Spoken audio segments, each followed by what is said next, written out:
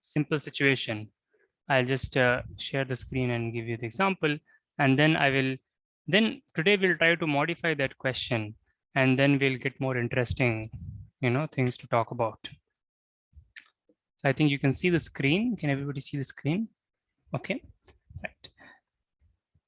So you see, we started with counting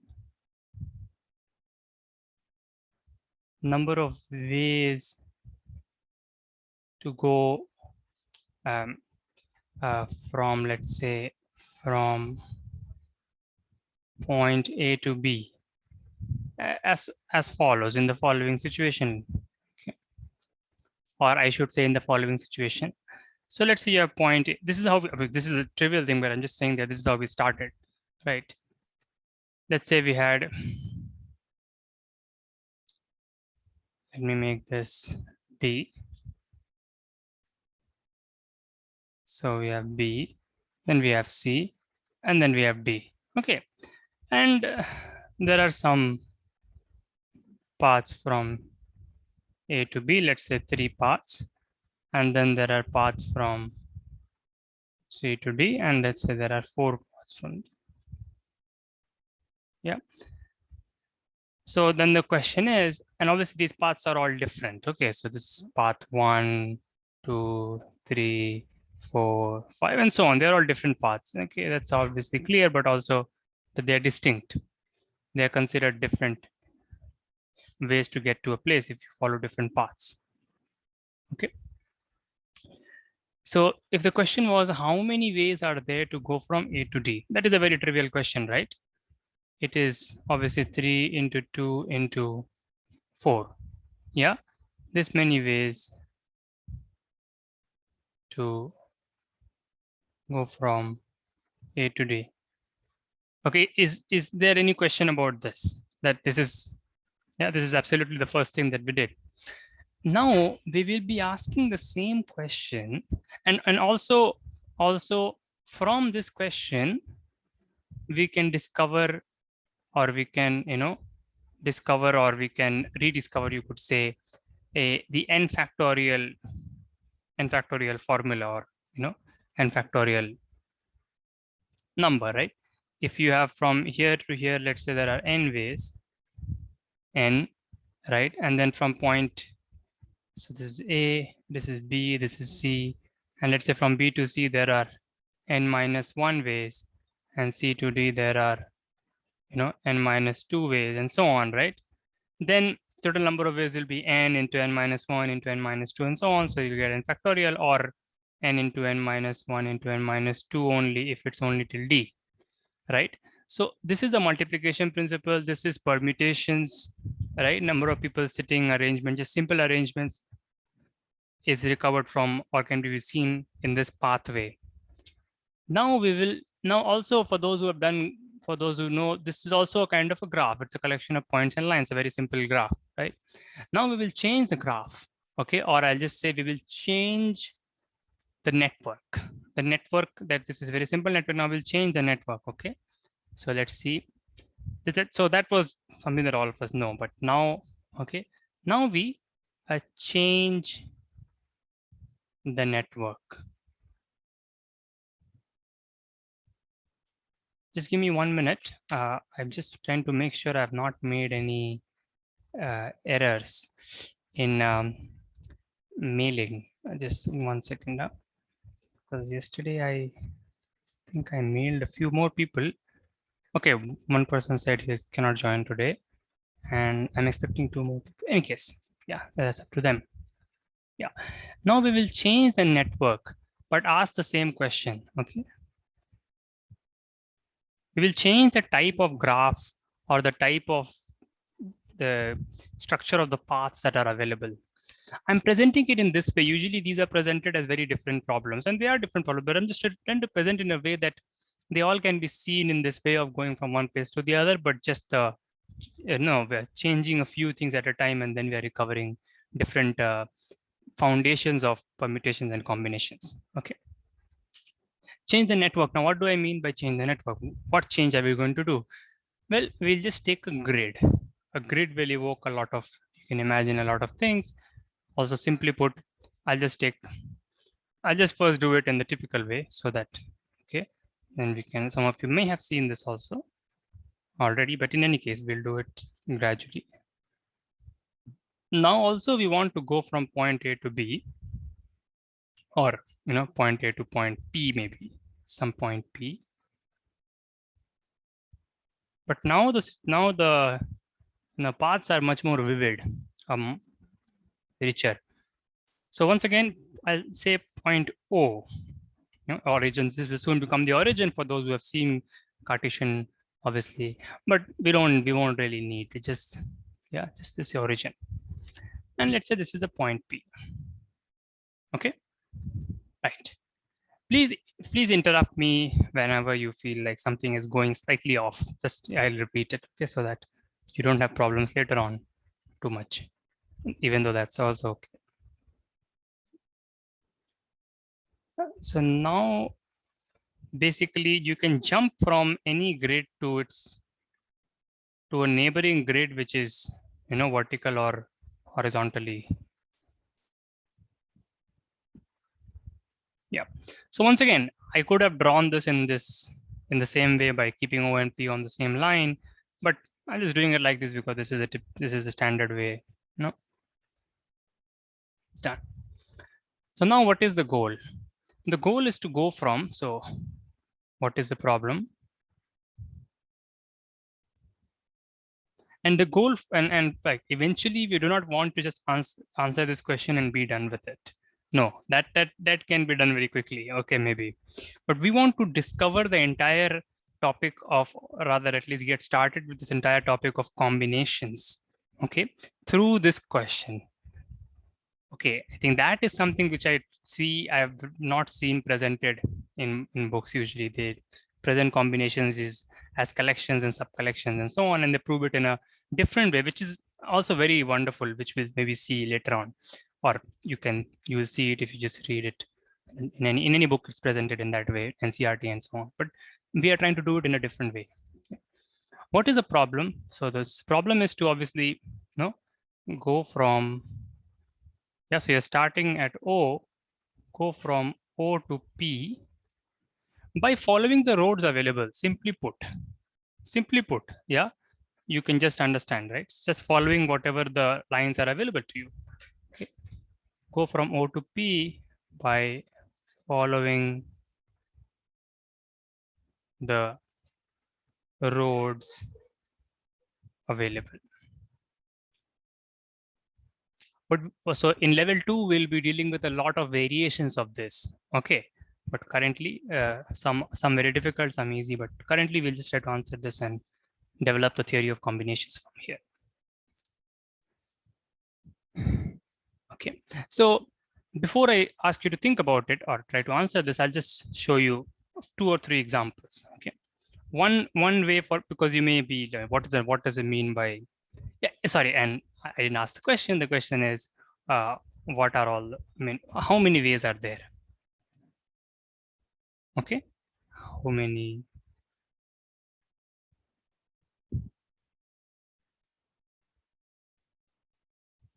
ways are there? By the way, before I go forward, I'll just ask, it will help me to pace things. Has anybody seen this before? Has anybody thought about these things before? Or those who are here right now? Please, yes or no? No, yes. Yeah, sorry, can you say again?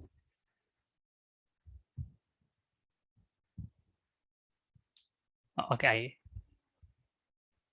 Oh, you have seen this, or you have seen this kind of, but then it's good. Okay, then you see how powerful this is. We'll be able to relate this with combinations. Okay, so yeah, so okay, before then probably you can answer some of these questions, but before that, let me just give you an example. For example, one particular path is, you see, you could go from like this, then like this, and this is obviously different from, that's a bad choice. I should just take different color. These two are different, even though you see they overlap and so on, but they're considered as different ways, obviously, right? So in this way, how many ways are there? Okay, can we, so I do not want a quick answer. Okay, that's also good, but how should one approach this kind of questions? And so, so let's think about this. If you have ideas, or let's tell us.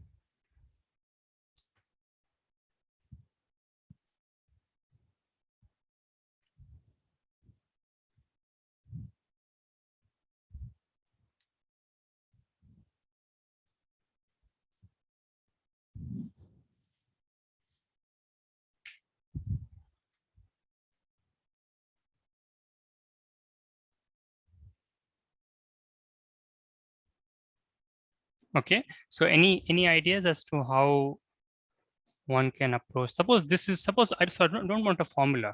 If you have a formula, that's very good. But at least in this case, can you do it? Can you find the answer? Can you see some pattern?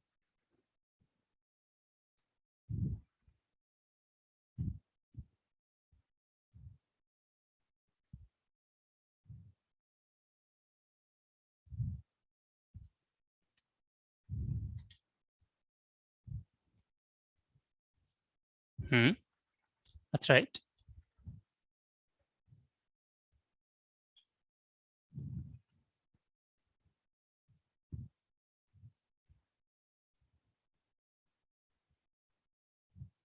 Up or right.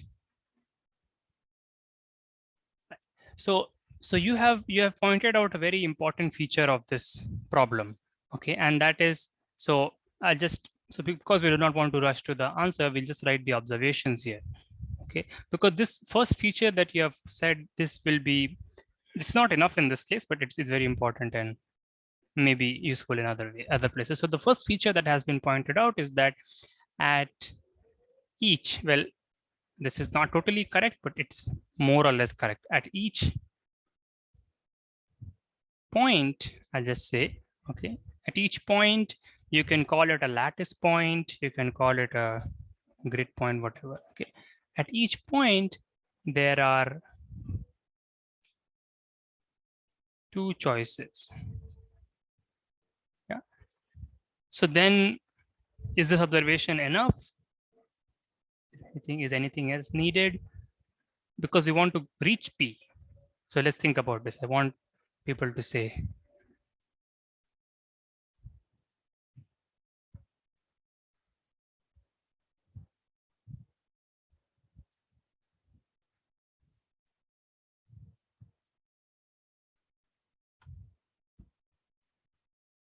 this is a very important observation.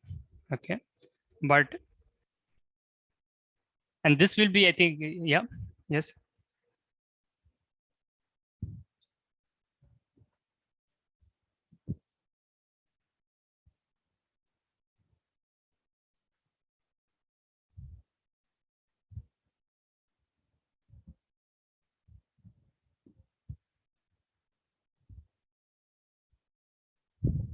Sorry, I lost your voice. 3? No, no, no. So that is, so my apologies. I've made it slightly, I've said something, yeah, wrong. I'm saying that how many ways are there? So the only moves allowed, I mean, this was, I just implicitly assumed the moves allowed are up and right. Up and right. These are the only two moves that we are allowing. Okay. Can anybody say why? Otherwise, so in the exam, even if they don't say this is has to be assumed, why? Because see, if we allow a left move also, then there will be infinitely many ways. Is that making sense? Yeah. Just to come back to the point, if you allow left moves also, just to make that clear, if we, so these things might not be stated in the question, but if you look at the options maybe, or if you look at how sensible the question is and so on, you have to say these things. Okay, if we allow left moves also, and nothing else is said that you have to reach in this many steps, then there will be infinitely many ways, right? Is that clear to everyone? Would anybody want to point out why there would be infinitely many ways in that case?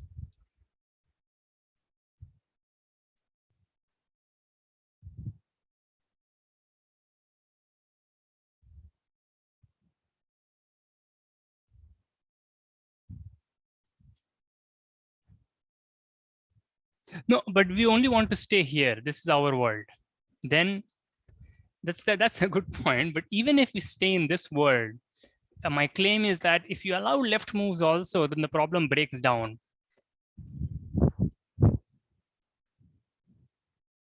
Breaks down meaning that there will be infinitely many ways in that case.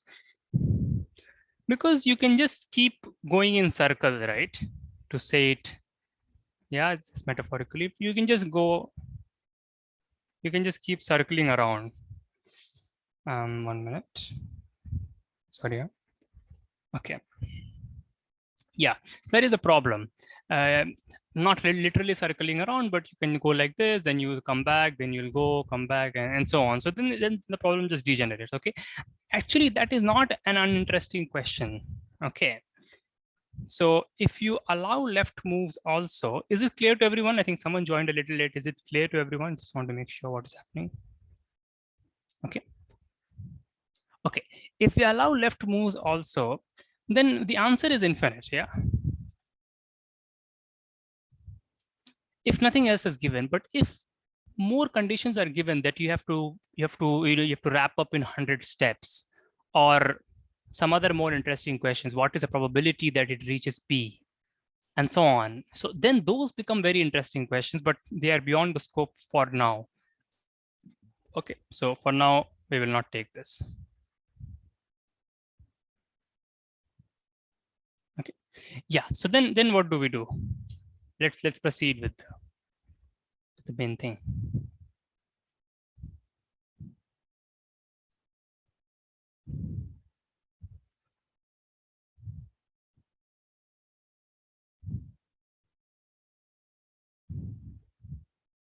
Yes, so at each point, there are two choices. That is okay. But what other condition is needed? Because you want to reach P. To reach P, what other condition is needed?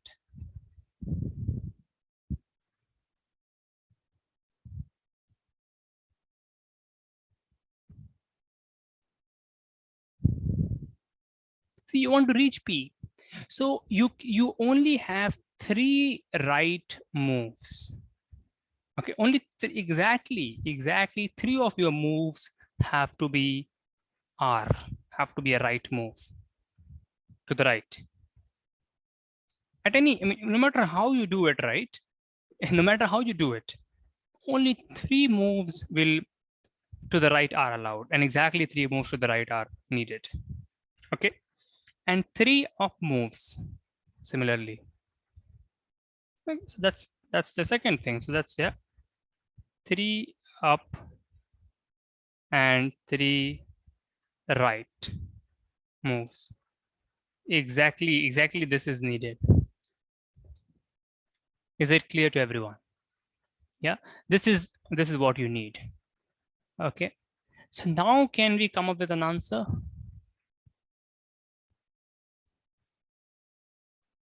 So now we know what exactly are the conditions, and these 2 conditions are enough. If you make 3 moves and three up moves and 3 right moves, you however you make it, you will get to point P in any way.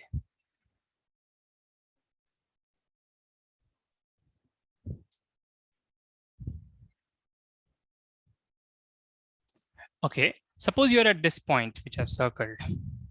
So yeah, at each point there are 2 choices is not exactly correct, because if you are at this point, then you have only 1 choice. Okay, but I think your question is on the other end, right? If you are here, then see, 1 choice is to go up and 1 choice is to go right. We don't have any other choice.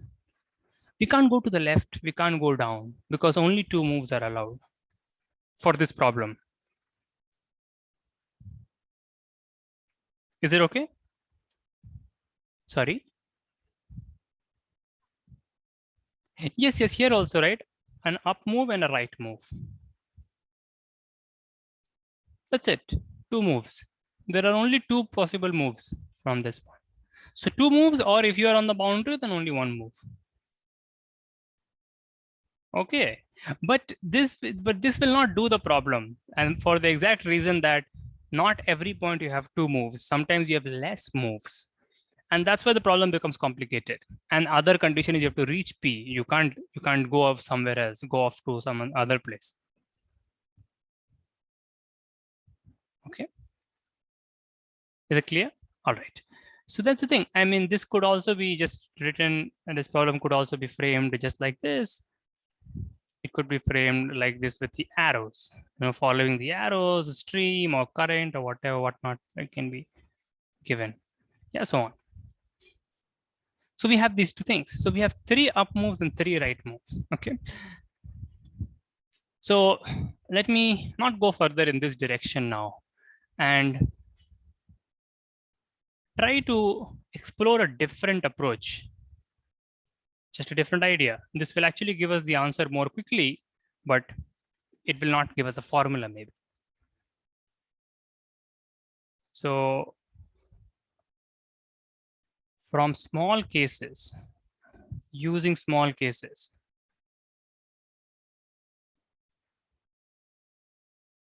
and this is actually in some sense using the first point. And this is a very powerful technique. It extends all the way to dynamic programming also and recurrence, so on, which we'll see later. But what do you mean by small cases? It's a very simple thing. What I will do is at each point, okay, what I'll do is for each point, at the point, I will write how many ways are there to reach that point. Is that okay? That's what I will do. This is a very interesting counting technique which can be used in problems where the moves are more complicated. Like sometimes it is like this, and the diagonal move is also allowed in some places and not, and so on. Complicated problem. There are some contest questions like that which I'll share later. Okay, so for those kind of things, we are also exploring this technique. So I'll do is at each point I will write how many ways are there to reach that point from the origin. Okay, this is I will just use the word dynamic update. This is the heart of dynamic programming, which computer science. Dynamically you update it. Okay, in any case, so obviously here it is a 0 because you are starting here, right? And in, yeah, and then you see for this point I'll just write the number and you'll know it. What I'm writing at that point is the number of ways to get there. Okay, and here also. Fine. Now can you guys help me to fill this for other points? Yes.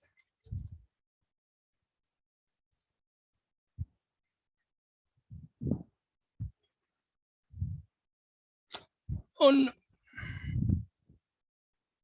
You want to start from P.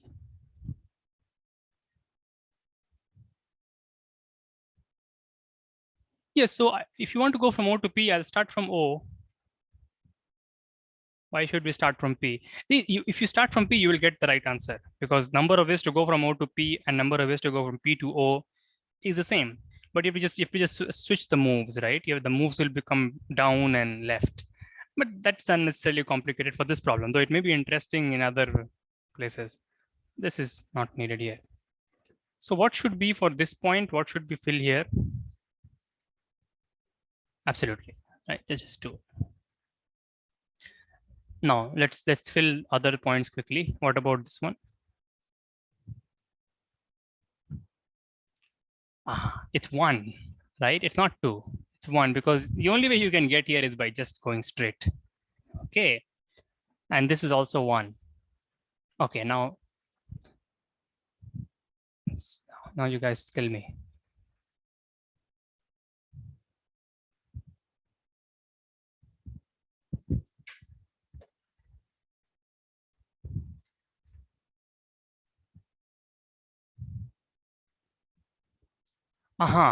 Right? This will be 3. Can you explain? I mean, can you say the reason?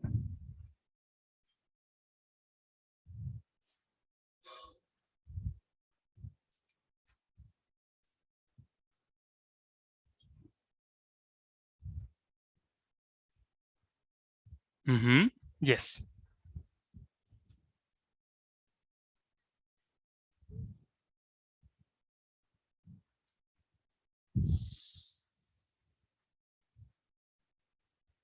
That's right. Yeah.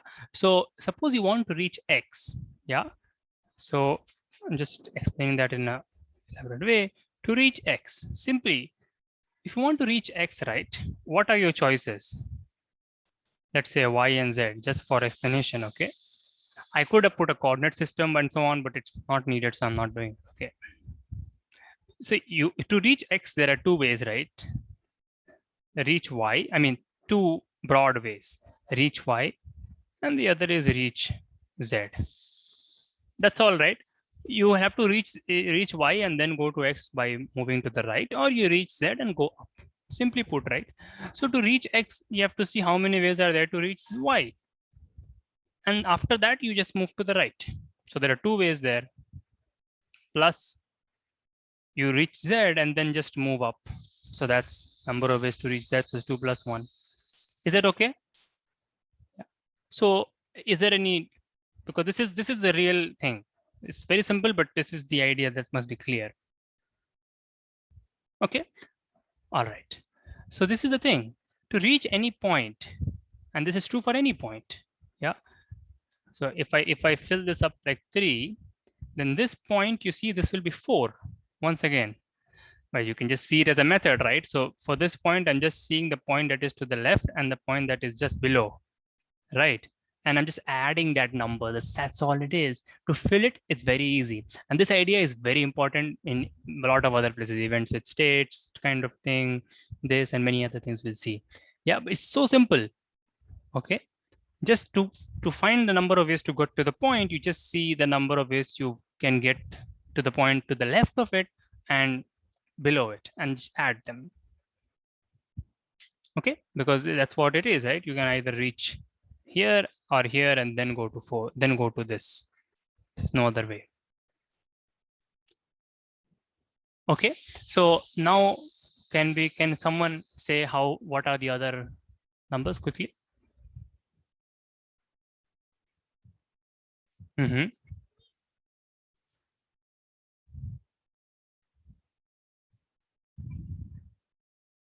Mm-hmm.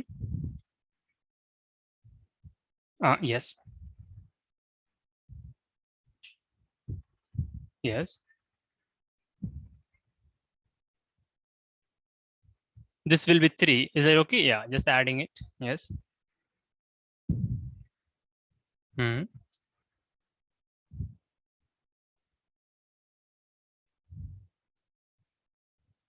Yes.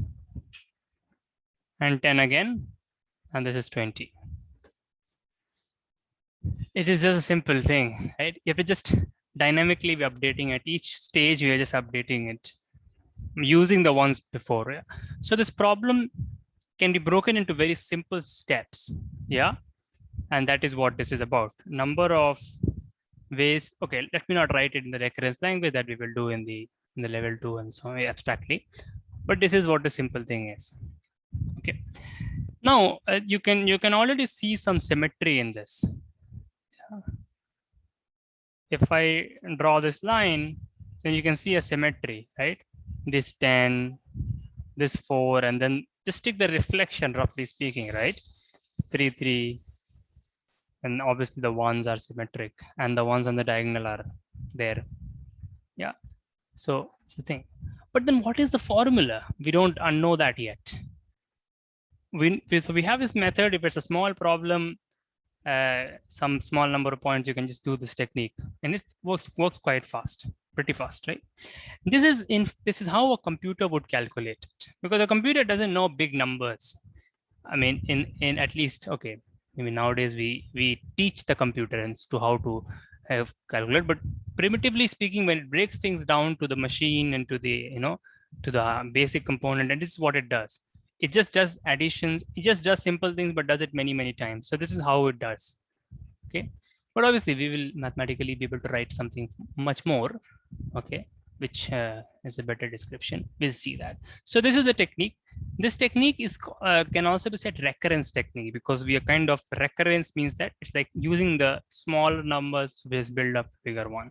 Okay, but yeah, that is that one. Now let's come to the mathematical way I would say, or rather the more formulaic way to answer this question. Okay. If there are any doubts in this, please let me know. All right. Okay. Now, let us come back to the observations that we had, right? Two very simple observations. This second observation is the key here for the second technique mostly. 3 ups and 3 rights. Okay. Let's consider a legal path. Legal path you can understand now. Just the path from O to P following these moves. Okay. Let's keep these numbers. Yeah, let's keep the numbers. It's a legal path. Let's take a legal path. Let's take a very light color. Yeah. So let's say this path.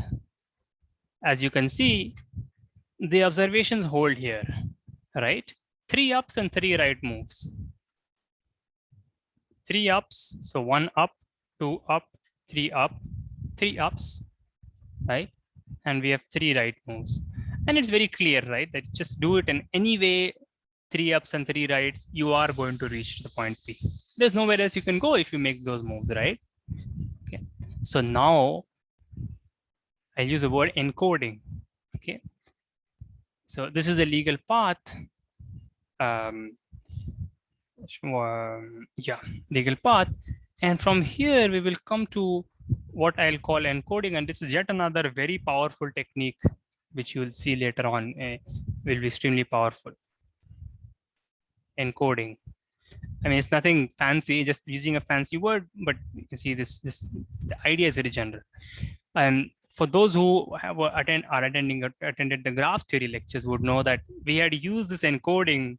So we had a tree and we encoded it and we got a sequence, right? And then counting the number of those sequences was easy and we got the answer. Right? This is something similar, but in fact simpler. This is much simpler, but because there we spent a lot of time developing the theory so we could understand what is happening. But here we will just do a simple encoding. What should be the encoding? Okay, what should be? So how basically we want to describe this complicated path as a sequence. Okay, how can we do this? See, I will use some notation. So for every right move, I'll just use a R. Okay, legal path P above the yellow path. Okay, this is the path. Now you see, in this one, we have a right. So the order matters, right? We have a right to start with. So we'll say, okay, right. We'll just write R for right. Okay. It's just the most obvious thing that we're going to do. What's the next thing? Next thing is a up. In this particular path, the next thing is up. So we'll just write U. Okay. Then again, next thing is a right. So you see how I'm getting a simple sequence from this geometric path. Okay. And sometimes counting these some kind of sequences can be done using paths. So it just works both ways. Now we are using sequences R, U, R, right? And then up, up. Simply, right? Just up, up, and then R. That's it. So my question is it clear how I have obtained this path? Sorry, how I've obtained the sequence or the encoding. So encoding means that you kind of have something which is very verbose or very pictorial or something, and you kind of compactly describe it, right? In some cryptic way, maybe, but we know the rule of that thing. That's what the word encoding kind of thing, right? So now how do we use this? Or first of all, do you understand how this is constructed? This sequence of 3 R's and 3 U's, this list of 3 R's and 3 U's. Yeah, is fine. Okay. So you see, any questions? Okay. All right. So you see, from every path, we have this sequence. This is very, right? connection between two very different looking things. One is very geometric, one is very, you could say, combinatorial sequences, whatever. Now, what can we do? What can we say? This kind of problems, I'm not saying you have done this problem, but you have done this kind of problems, right? This is more related to what you may have done, number of ways and so on, right? So now you see, for every path, we have this sequence. And similarly, for every sequence, you have a path. That's why I have both put this in both directions. Right? So then what? Then we know that number, or the total, maybe I should say total number of, I just say, paths from O to P equals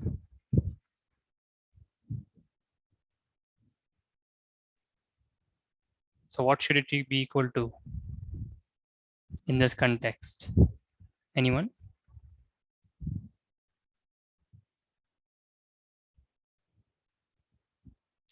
No. That, yeah, that is, no, I mean, not no, that is right. 20 is the answer. But in this context, I mean, in saying that in the language of sequences, what can we say? Yes, 20 is the answer because we have found it.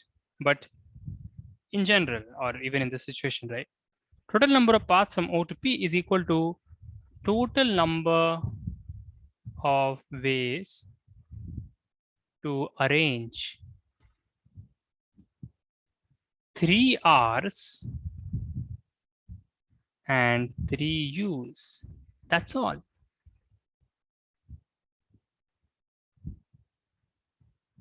This is a beautiful way to, you know, just go from this very geometric problem to problem about sequences or just arrangements. Any doubts as to how we have got this? Because you see, for every path, I have a sequence like this. And for every sequence you want to see, you can just check. You can just check, right? So you can take R, U. I put all the R's first. Never mind, but this. Let's say I take this sequence, right? Can you produce a path for this sequence? New sequence? Yeah, very simple, right? Just R. So you can just, as you said, just take R, next R, then go up, then go up, then go R, then go up. It's just do the most obvious thing. That's all. And you'll get, right? So it's very clear. Any sequence you get, but obviously there should be 3 R's and 3 U's. Simple, and just comes out, right? That's it.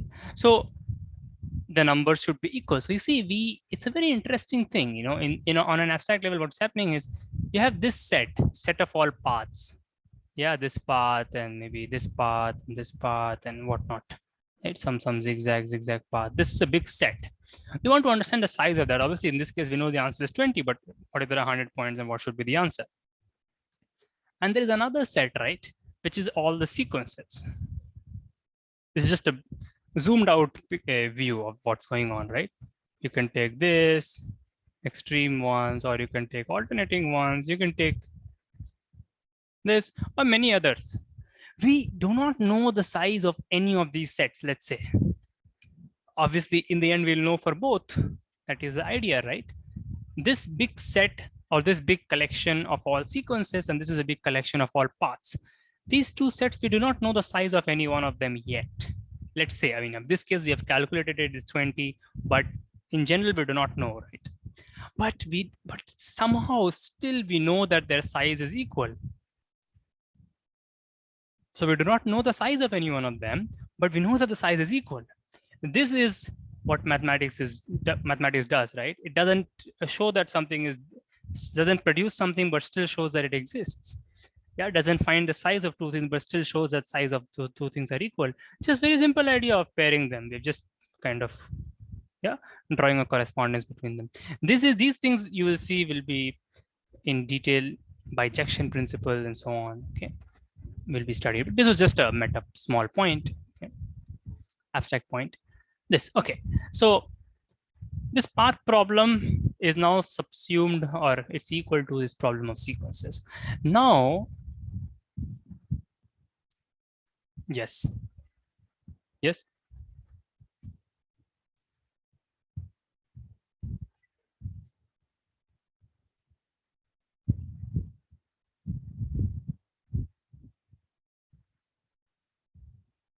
Yes, yes, yes. That is absolutely correct. That's right.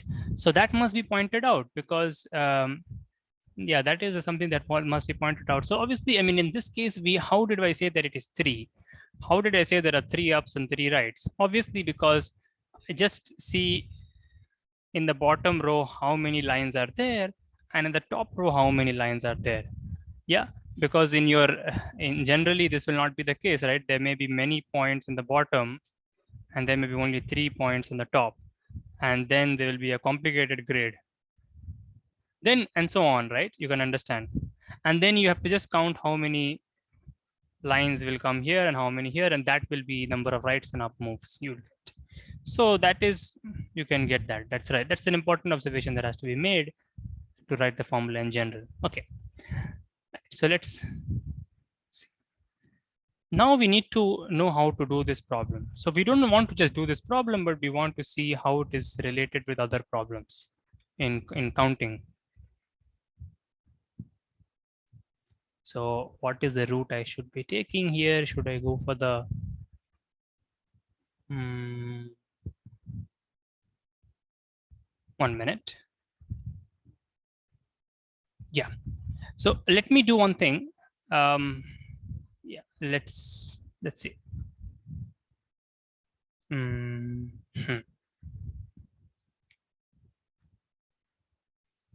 So this total number of sequences that we have, yeah, this total number of ways to arrange 3 R's and 3 U's. Let me just present a different perspective way in this can be seen, this problem. Number of ways to arrange 3 R's and 3 U's. You see, this is the same as this. From, because you see, this is again the theme, the way that we, not theme, but the technique, just the technique, right? That we had started with when doing problems. We just said, okay, I'll just first write the blank spaces. 6 blank spaces. 6 blank spaces, 3 R's and 3 U's, 6 spaces. You see, so in general, it could be 10 R's and 2 U's. It could be 10 R's and 15 U's. We don't, so this is not about the number 3. In this case, they're equal. Maybe I should have taken a more an example, but in any case, you understand, right? You see, so we have 6 places. So this arrangement of 3 R's and 3 U's can be also viewed like this. Okay, from, so just want to show how one problem can lead to the whole theory of combinations. Okay, just approaching it from a different way. So from 6 places, choose is the word. Yeah, choose. Now, if someone knows the formula for choose, obviously, then it's okay, but we will not use the formula directly. Okay, we want to just discuss it, because once I say the word choose, maybe you just know if you know the formula, you can supply it now, but it's better to do it like this. Let's see. From 6 places, choose 3 places for R. Now, this is just almost a tautology. It's almost just what it is, right? We need to only, because see, this arrange word is not really, I mean, it's definition wise, it's a correct word, but it's not really the main, it's not the right intention, right? It's because the R's are all same and the U's are all same. It's mostly just about choosing 3 places for R. Does everybody get this, right? If you want to create an arrangement, you call it arrangement, but it is just about, and this is just a different perspective, right? It's just about choosing 3 places in this case. So maybe I should have said places numbered. From these 6 places, we wanted to just choose 3 places for R. That is it. It is as simple as that, right? Because once you do that, you place the R's there, so you place the U's in the rest of the places. There's nothing else to do. It's very simple, right? That's all it is. So it is just about choosing 3 places for R.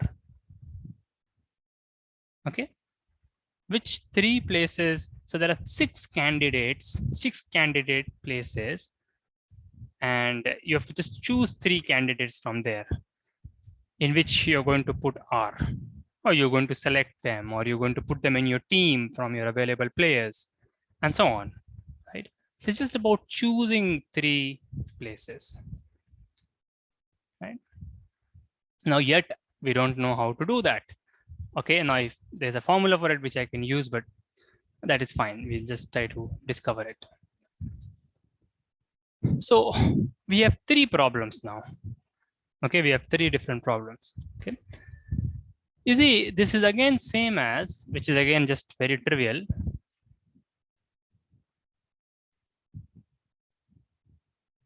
This is like from, so this is the same problem, meaning the answer would be same. Okay. From a team of 6, 6 is too small, maybe. I don't know what team. Maybe, yeah, it could be a team, the team's event in, let's say, tennis, 3 people, or I don't know if that exists, but table tennis, it exists, and other sports, maybe team events, 3 people in a team. Okay. From a team of 6 people, team of 6 candidates, select 3. Select 3 for the match, for the actual tournament, something like that. Yeah. Is it clear that this is again the same problem? Because I mean, your 6 candidates could be from 1, 2, 3, 4, 5, 6, and you're going to choose 3 of them. Let's say you decide that these 3 are the best players, so you choose them.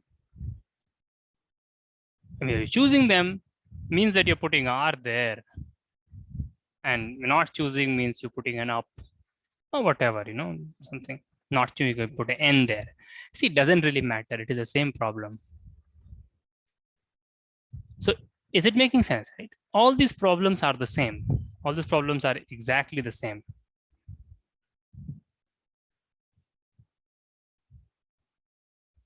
Okay, any questions so far?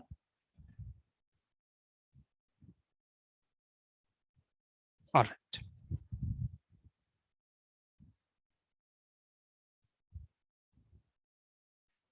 Yeah, what about U?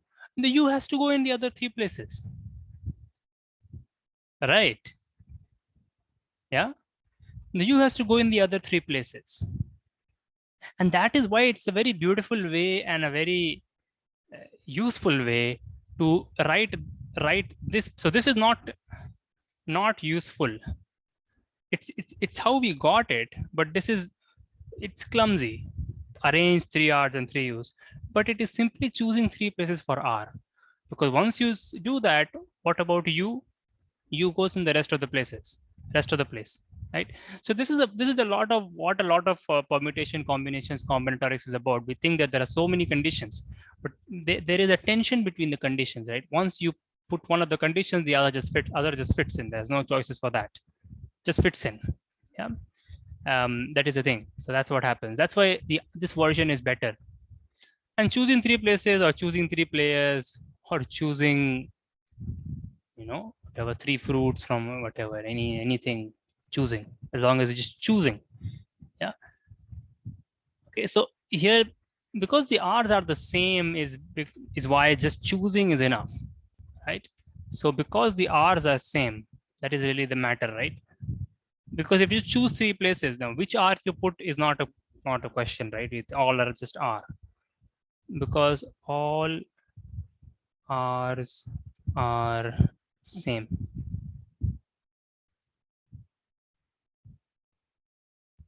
Okay. Yes.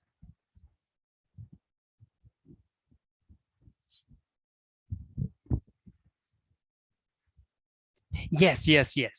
That is the way we are going to do this. That's right. So that's how we will get the answer. Okay. That's how we'll actually get to the answer. That's right. So let's go there. Yeah, because we have they're seeing this now. Let's go there. So we have seen this, all these problems are same. Okay, all these problems are same. So let's now get rid of the grid. Now that is over for this class. Okay, the last 30 minutes we'll discuss the problems little bit. Okay, but for now, let us try to answer this question because that will give us the formula. Okay, so we will answer this. Okay, so suppose, okay, let me not do it exactly the way Aditya has said. Let me just, I can do it in a slightly different because then it will be interesting for all of us. Okay, let's say that this is X. Let's say you don't know. Obviously, we don't. Let's say we don't know. Okay, say answer is X. Or let me not actually say X. I'll say 6, choose 3.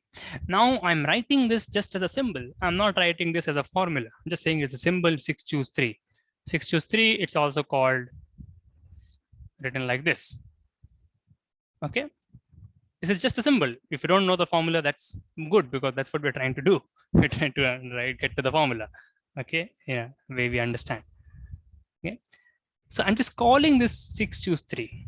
Number of ways to choose from 6 places, 3 places for R. 6, choose 3. Let's say that this is just 6, choose 3. Okay. Now, let's look at a slightly different problem. If there was, let's say, R1, R2, R3, let's say if the R's were all different. Okay. And the U's were also all different. All different. Okay. What is the number of ways? So we are making them distinct. Okay, we are making them distinct just for a second. So just treat it as a different problem. Okay, number of ways to arrange them. This is obviously just 6 factorial. This we know. Is it okay with everyone? All are different, so just 6 factorial. Yeah, 6 places, 6 different things, 6 factorial. Okay, that was a boring way to do it, or that was one way to do it. We can do this problem in a different way. We will do this in a different way. We do this in a different way. This is really how you get equations, right? You do the same thing in 2 different ways. Okay. You do this in a different way. What is that way?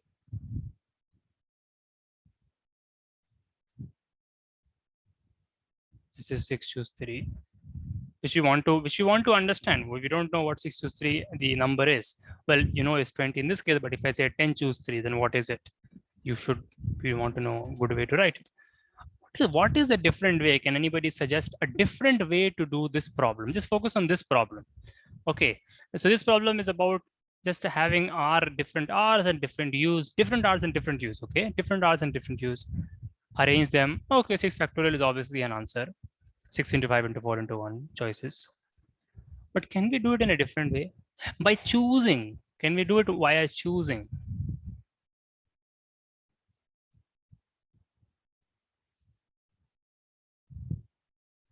Okay. So here is how I'll just say the steps. We'll again not just answer this completely quickly. Step 1 is, or maybe I should just say step 1. This is, you see, step 1 is choose 3 places for R's. Now the R's are different, but first we'll choose the places where we want to put the R's. Okay. And obviously rest 3, I'm not writing that because it's very redundant. We already understand it. Okay. First, this is just step 1. Choose 3 places for R's. 1 minute, someone is joining. Okay, so Yes, Raghav, just wait a little bit, 2 minutes. We will be starting. This is just level 1. So this is simple. Yeah. Yeah. So we are choosing 3 places for the hours. Okay. So maybe here you can say, no, so that was supposed to be there.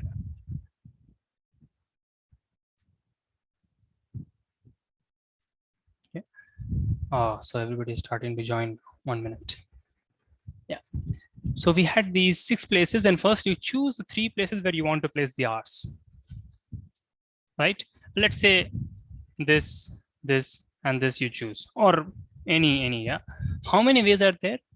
In obviously, now that's what it is. In 6, choose 3 ways. Because this is what we know, right? So first you choose them. And then it is very simple, because step 2. So what are you going to do in step 2? In those 3 places, you permute the R's. Yeah. Permute the R1, R2, and R3 in the chosen places.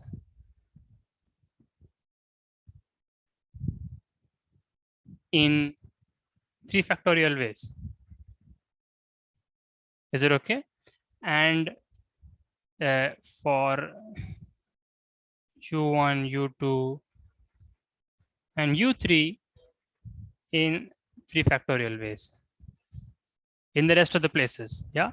Because in the rest of the places, you're going to have the U's, and you're going to again permute them in 3 factorial ways. Okay, so this gives a total of 3 factorial times 3 factorial ways. Now, is this okay? First, we choose 3 places where you want to place the R's, and then you permute them, because now the R's are different. But choosing how many, we are just writing it as 6, choose 3. Obviously, we know the answer, but we are trying to discover the general formula or a different way to see the general formula. Okay. Now, can anybody suggest how to wrap this up, how to finish this? If all the steps are clear, otherwise, please ask if any step is. Absolutely. you got to the right last step. Yes. So first of all, by the second method, let me just break it down in 2 steps, by or rather in a different way. So the different way in which we have done the process, you're understanding, it's very clear. You've got to the right place, and that is really what gives the formula, right? Completely. So you see, we do this in a different way, meaning we do these 2 steps, right? So obviously the answer is step 1 into step 2. Obviously, right? And step 1 is 6, choose 3, and step 2 is factorial. But this we know is 6 factorial. And so, has been said, you have to just divide. So now you have the formula, right? And this is a number of ways on grades, and many different things as we discussed, right? So let me just write the general formula. I mean, so you guys understand it. If there are m plus n things, okay, n plus n items, or candidates, or n plus m lines, okay, then n plus n choose m would just be obviously m plus n factorial, m factorial, n factorial. Okay, so this is something that some of you may obviously know, but today we have seen its connections with grids and so on. Okay, now we will, in the problem set, we will do the versions of this question, the easy versions of this question. Okay, so any questions? Okay, so now we will discuss the problems. Okay, we'll discuss some problems. So I've not sent this problem set to everyone. Okay, for those who are joining this for the first time only, I've said, but for the others, they'll find it easy enough. So that's why I didn't ask them in the earlier classes. Okay. Yeah. So now we will discuss some problems. So for the next half an hour or so, we'll see. Okay, we'll not discuss all of them. We'll discuss some problems related to factorials, okay, which may be easy for some people, okay, And then I said that in level 2, we'll be discussing about walks. But then I also plan to, before that, I want to discuss some combinatorial identities in combinatorial way. Again, identities which we had seen, but had proved it algebraically. Now you want to see it in a combinatorial way. And then after that, we will be, in the final half, we will be doing some variations of this grid problem which we saw in level 1. It's just, I'll obviously present it. Okay, so you will know. So let's quickly get to this. Some problem, not all problems, we'll discuss some problems. So yeah, so let's get started. And so I will just start with 1 minute. Wait a minute. So I have made some, sorry, 1 minute. There is an error that I made. 1 second. Yeah. So this is a problem. So by mistake, I had written 5 to the power 12, but let me just write. Okay. So yeah. So this is the question. This is very simple, but find the number of zeros at the end of, I'm changing the question a little bit. So for all of us, it's different. Because that question we had already done last time. Actually, I just wrote 5 by mistake. It should be 3. At the end of 3 to the power 12 factorial. Obviously, we do not want to compute 3 to the power 12. Okay. And maybe I can say to the power 20 so that you don't try to also. Let's see. 3 to the power 20. Okay, but there is a certain leeway that I'm giving. So this in MCQ will be properly framed, you know, that answer is between this and this number, but I'm just writing it in a very straightforward way, meaning that your answer can be an estimate. So you can estimate up to an error of up to 100, up to an error of 100, meaning that your answer, I'm okay if your answer is not more than 100 far from the actual answer. Okay.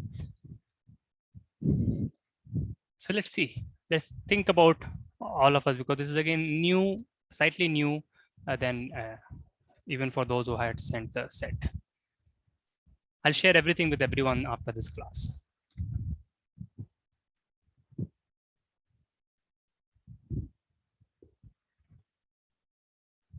Yeah, let's think about this. You want the number of zeros at the end of this number. Yeah. So I'm sure some of you would have done this kind of question, even those who are joining for the first time. So please help us think about this.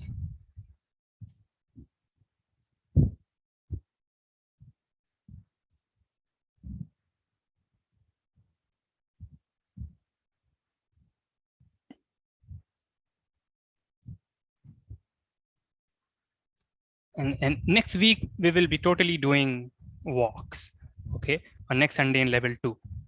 Level 1 will also do continue as usual.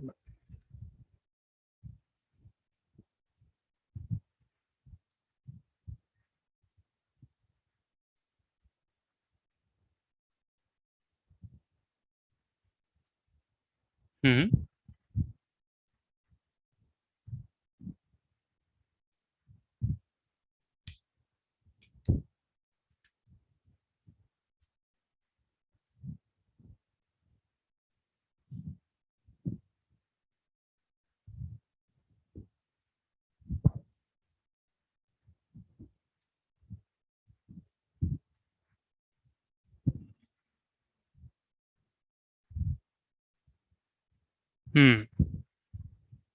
Right. That is certainly, so that's a reformulation that we know, right? That this is obviously equal to greatest power of 5 in 3 to the power 20 factorial. Yeah, I'm sure for those who've seen it, for those we have discussed with, know, and others, I think you will know, right? Otherwise, please ask. This is obviously what the actual answer is, number of zeros at the end, because we just want the greatest power of 10, but then we just find the greatest power of 5 because they are more rare. But then the problem with this is that there is 3 to the power 20 here. We don't have, so this question is just made up, just made it up like this. How do we don't want to calculate 3 to the power 20. See, if this was 5 to the power 20, then it would have been very nice. You can think why, but what about? Yes, surely any, but just try to say it in a more elementary way so that you can also be more honest with things.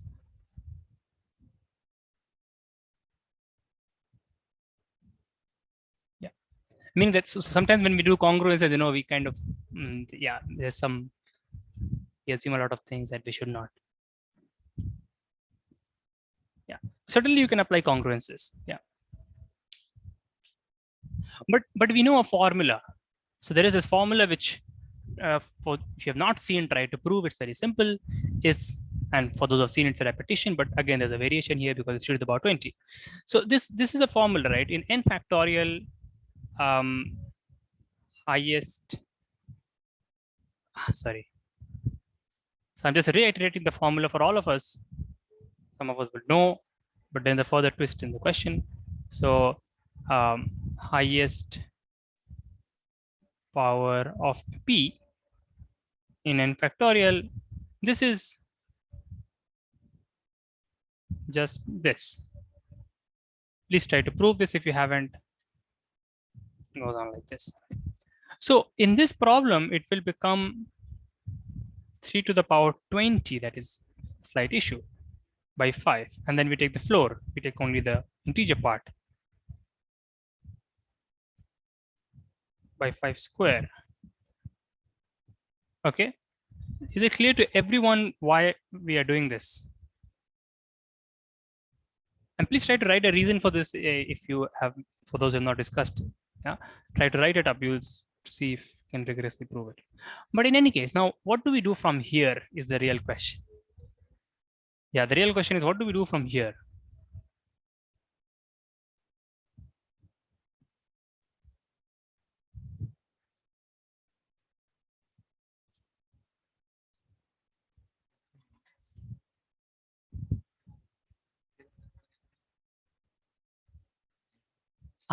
Yes. So yes.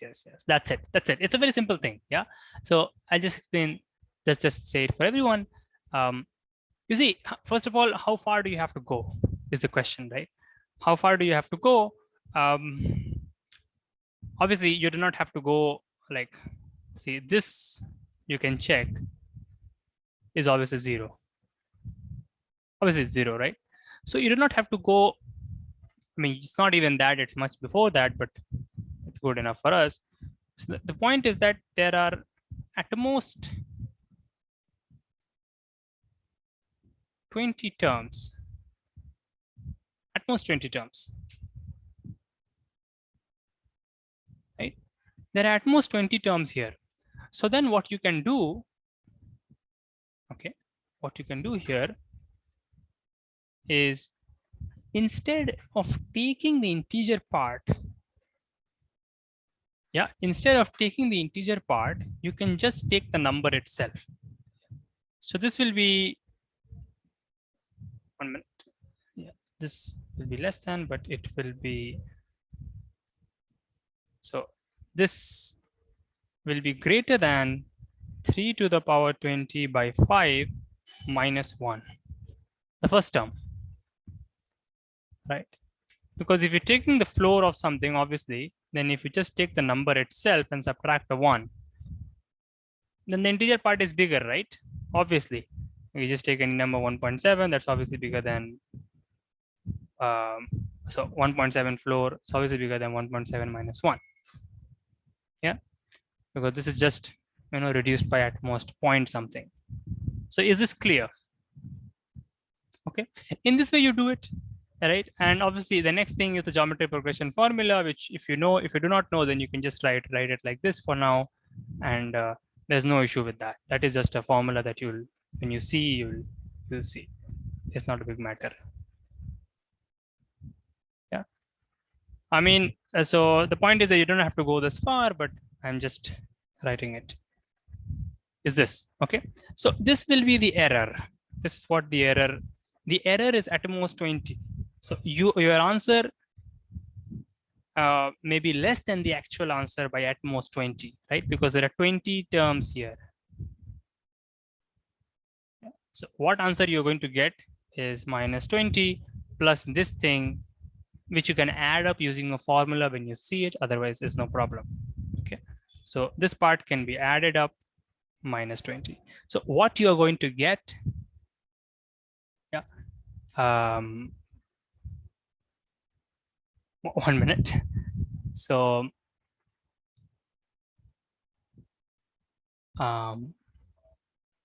wait, so can anybody complete the argument from here?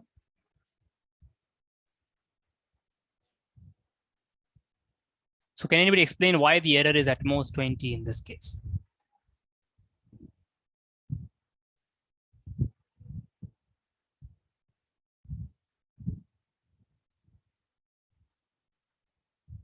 Yeah.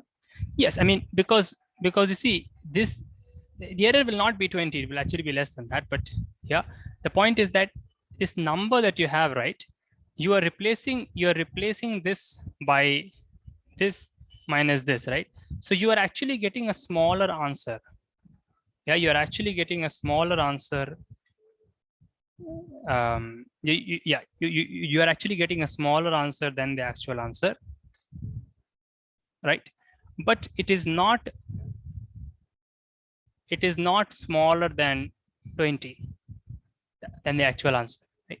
To make it very clear, let's write it like this.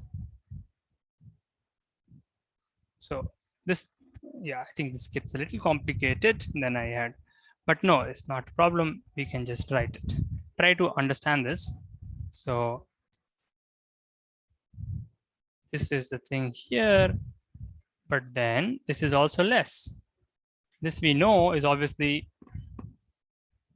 so this is the actual, this is the actual answer. Okay, but this thing is less than 3 to the power 20 by 5 plus 3 to the power 20 by 5 square and so on.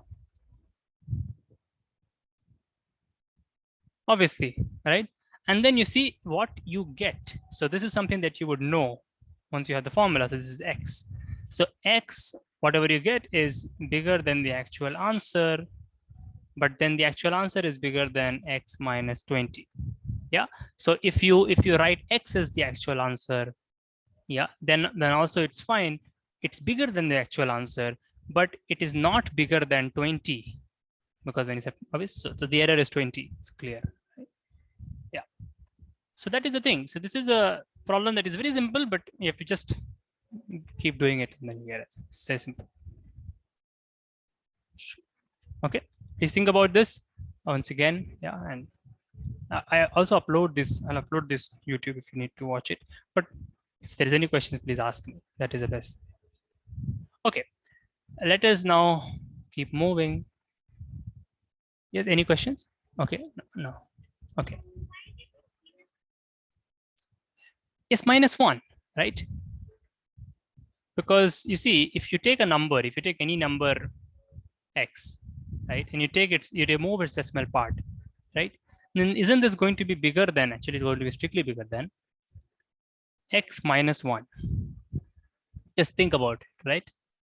You have the number x and you remove its decimal part. You have only removed the decimal part, right? So you have not reduced the number by more than 1, right? So you see, you can see it here. If x is the number and n is the number here and n plus 1 is a number here, then what is the floor of x? It's just n. Okay, it is just n, right? So x, yeah, right? So x minus n, or rather I should say, yeah, x minus n is obviously less than 1. This gap is less than 1. You can see it in many ways. There are also some standard formulas that are done when you do this seriously, but yeah. Okay. So then I'm skipping questions there, but yeah. Let me now just go to some very simple question. This is again a simple one. Wait 1 minute. Yeah. Now let me go to this one. So what is the so these are the harder ones which we're discussing. The easier ones I'll just discuss in level 1 the next time if they are needed to. Okay. Because this is a harder one, I think maybe not, a lot of you would not have been able to do this. So find the remainder. What is the remainder? What is the remainder when 16 factorial is divided by 87? Yeah, let's think about this question. This is again about factorials.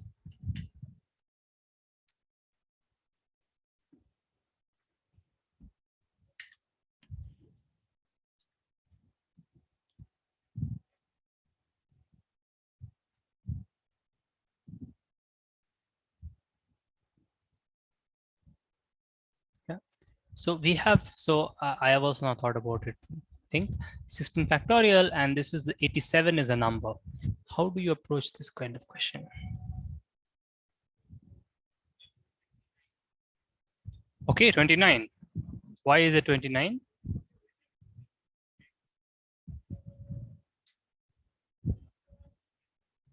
Mm.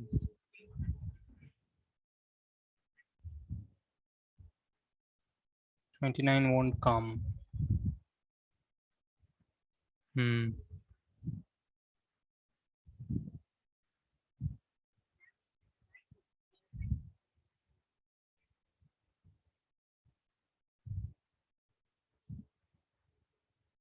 Okay. So yeah, so let's do that problem then, right? So instead of looking at 16, so let me just say it this way slightly. If you have the 16 factorial, right, and you divide it by 87, you get some quotient and you get some remainder, right? Now, all of these are, so this is obviously a multiple of 3. It has 3 in it. And this also has 3 in it, right? So then this is the remainder would also have to be a multiple of 3. It's very clear, right?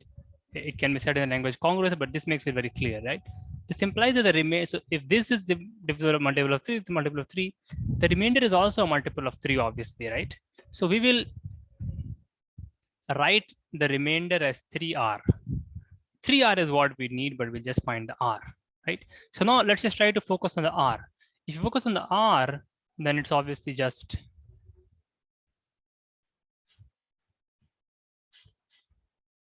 this. So we'll try to find r.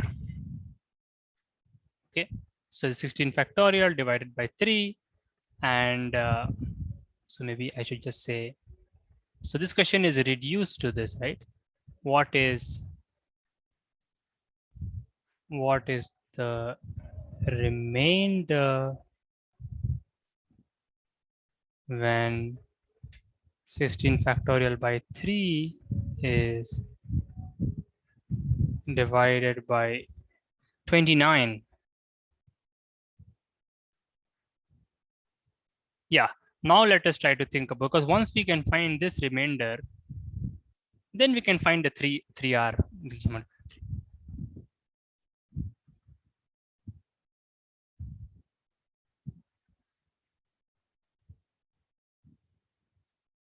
Mm-hmm.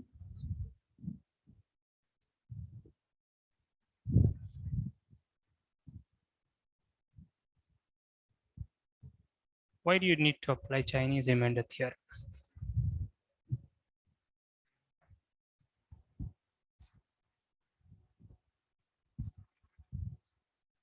No, so can you say it? No, Chinese remainder theorem? Why would you need that here? No, but if you so just work with 16 factorial by 3. Can you do it in an elementary way without using the Chinese?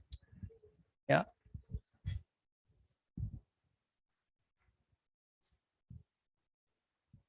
No, so we are not trying to use all the theorem. That is maybe that is what.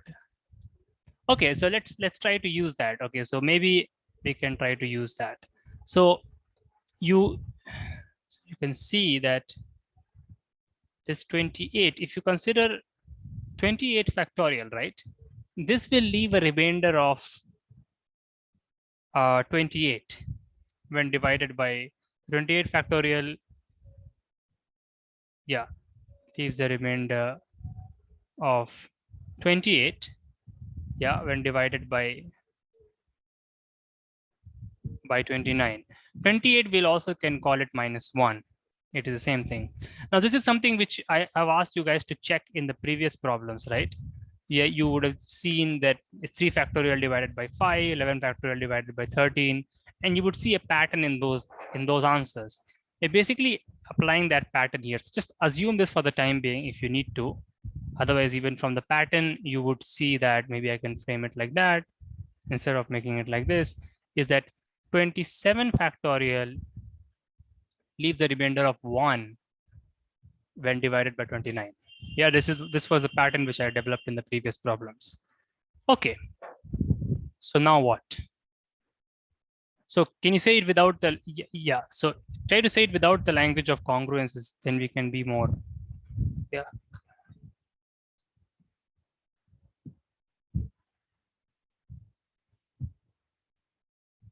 Okay. 17 and okay, 16 factorial.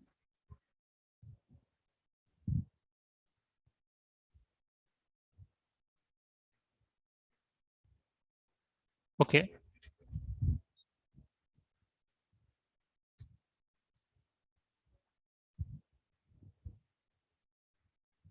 Yes, right. So what we are trying to do is, see, we wanted the remainder when 16 factorial or 16 factorial by 3, the remainder that you get when you divide 16 factorial by 3 by 29.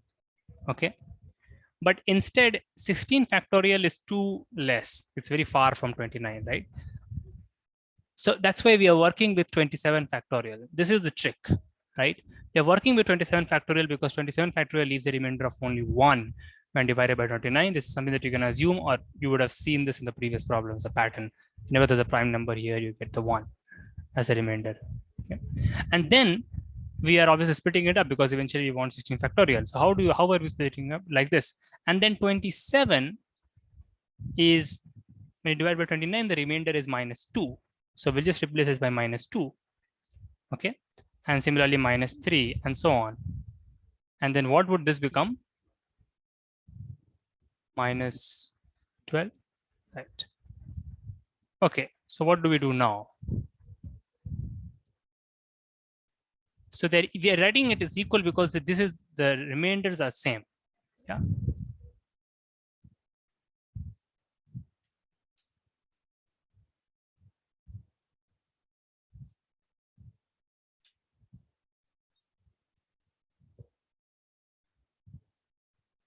Okay.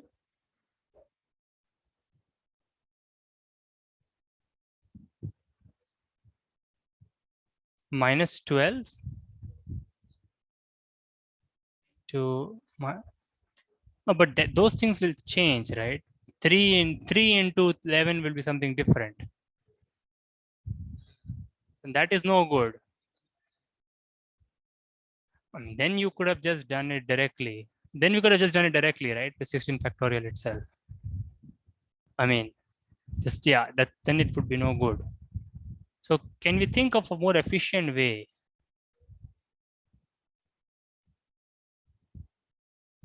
That is really what the question is.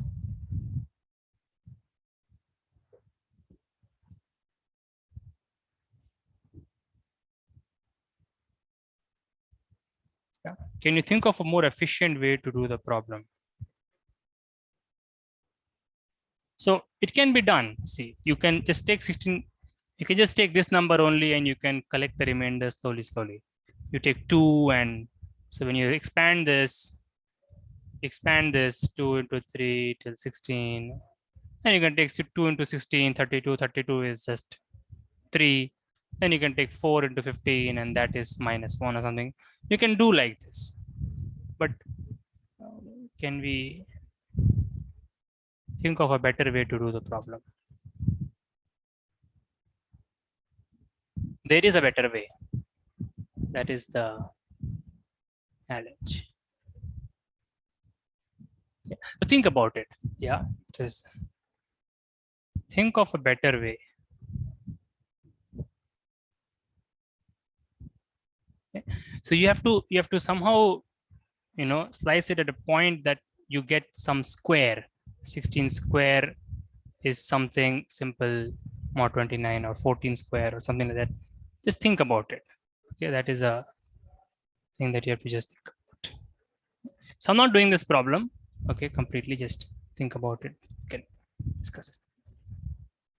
Okay, so I will discuss the rest of the questions level 1 in the next class, level 1. Okay. Meanwhile, we just want to do one more question, which is just simple. Okay, so all of us can do this, and then we'll move to the more interesting variations.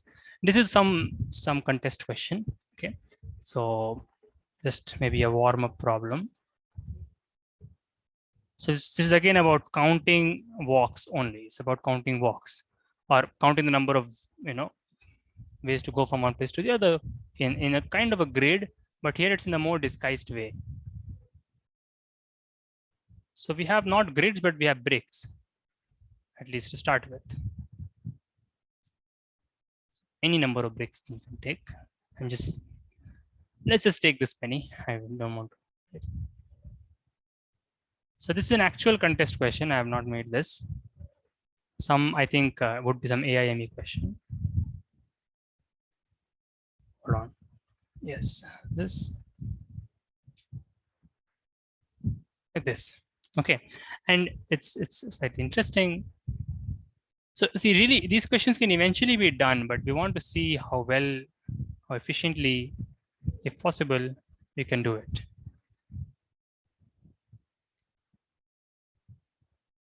So here it is. Yeah, and just one more. Okay, one more. So you can imagine what the question would be. Okay. What I'm thinking of, this can obviously be taken as a bigger set of bricks and layers. So this is wall bricks on a wall. Okay, brick, and so we are in, let's say, starting at level 1. So maybe there's an ant. Okay, starting at level 1, and this is level 4. So we want to start at level 1. Now this is a more way, more less means that there are more options in this question. Right? You can start from anywhere on any brick. Okay, so from any brick, you can start from any brick at level 1. Okay, you can start for this. But eventually you want to reach any brick, in level 4. Okay, how many ways are there to do it? The condition is the most natural condition. This condition could be framed in a more curious way. Some geometrically, the legs are small or something small enough so that you can't jump and so on. But I'm just saying it directly, is that from any brick on a particular level, you can obviously only go one level down at a time. Yeah, descend one level at a time. Okay, so you have to descend. You can't crawl on the same line. Okay, that's also because, yeah, descend one level at a time. And the second is that you can only go to an adjacent brick. Okay, obviously, if you are here, you can only go here, or you can go here. But if you are here, you can only go here. Okay, so that is like that. And then the question is, how many ways are there to do this? So only go to an adjacent brick. I mean, in the level below, obviously. So yeah, so the question is, how many ways would be there? And so don't say the answer quickly if you found it, but try to tell us the technique slowly, maybe in a way that You can also write it in just that way. And so there is no formula for this question, I think, but one has to slice the problem and do it well. So we'll not complete the problem, we'll just see the ideas and then yes. Yes. So we are starting from level 1, right? We're starting from this level. Any brick on this level, okay? You can start with any brick on this level and you want to finish at any brick on this level. And at each step, so you'll obviously take 4 steps, right? Because at each step you have to descend down, you have to go 1 level down, okay? And you can only go to the adjacent bricks which are below. Let's just take an example, I think, of a total execution of one example. This one example would be, you can start from here, okay? Starting from here, I go here, okay? And then I go here, and then I go here. This is one execution. Another execution would be go like this, this, and there are many ways to do it. How many ways are there? Okay. Now you can sit and try to do this problem for a long time and come up with ideas. That's certainly encouraged, but we will just discuss this one a little bit so that we can see some ideas. How many ways to do it? So, yeah.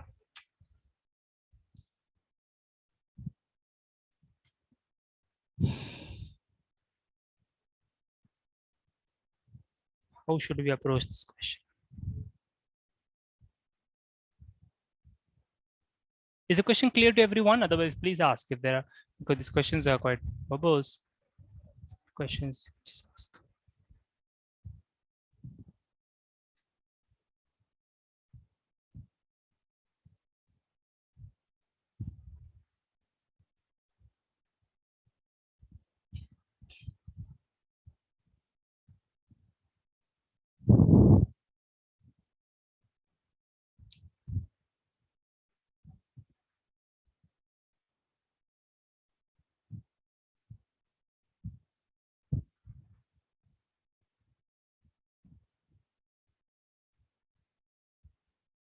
So you see, I don't, yes.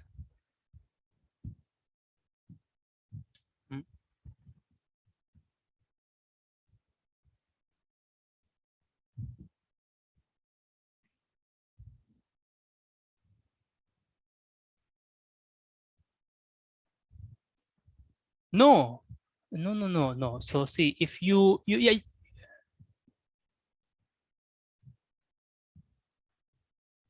No. So are you suggesting a method? Huh? No, I mean, see, no, if you're suggesting a method, then it will not be done like this because that number of choices is not the same, unfortunately. So yeah, maybe let me just say that part, yeah, before I come to, see, the problem is that, yeah, so if you are at this, so what do I mean by number of ways to do it? Let me just make that clear first. Number of, I will just say number of paths. Number of paths from level 1. Yes.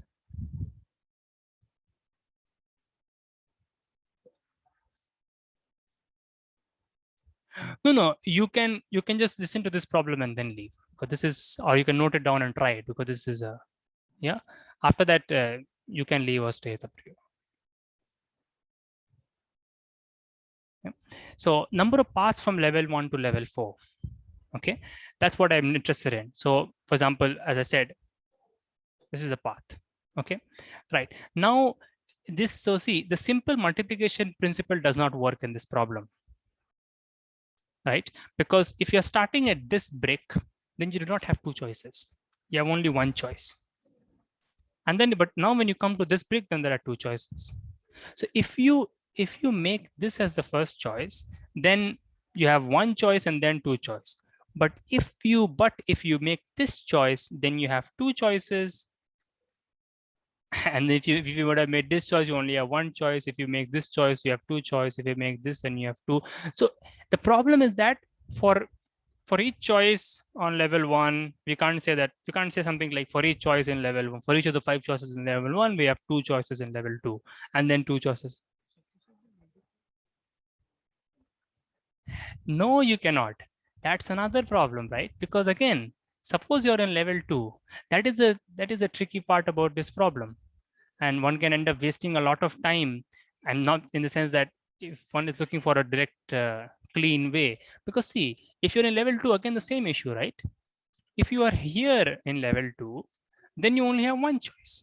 But if you're here in level 2, then you have different choice. So this non-uniform number of choices is the issue. Yeah, because usually we multiplication principle works because we have same number of choices. Yeah, for any choice in the first step, there are this many choices in the second step, and then for any choice in the second step, you have this many, and it just works out smoothly. But here it just keeps changing. This non-uniform number of choices, it's bad. It's why this problem is a little. So do not expect a formula. So you once you spot this kind of thing, do not expect a formula. Do not get frustrated by this question. Or but just try to just do it. Just do it by some casework if you want. Yeah. So yeah, 24 is too less, I think. Yes, Aditya. Yeah.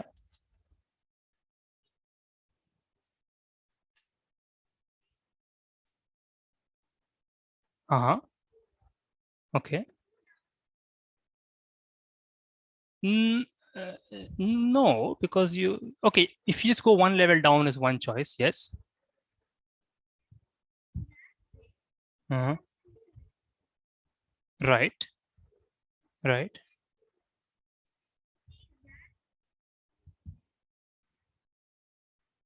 right.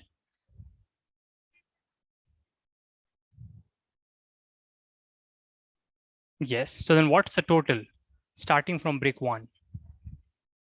Brick 1A. 3. 4. No, I think you are right.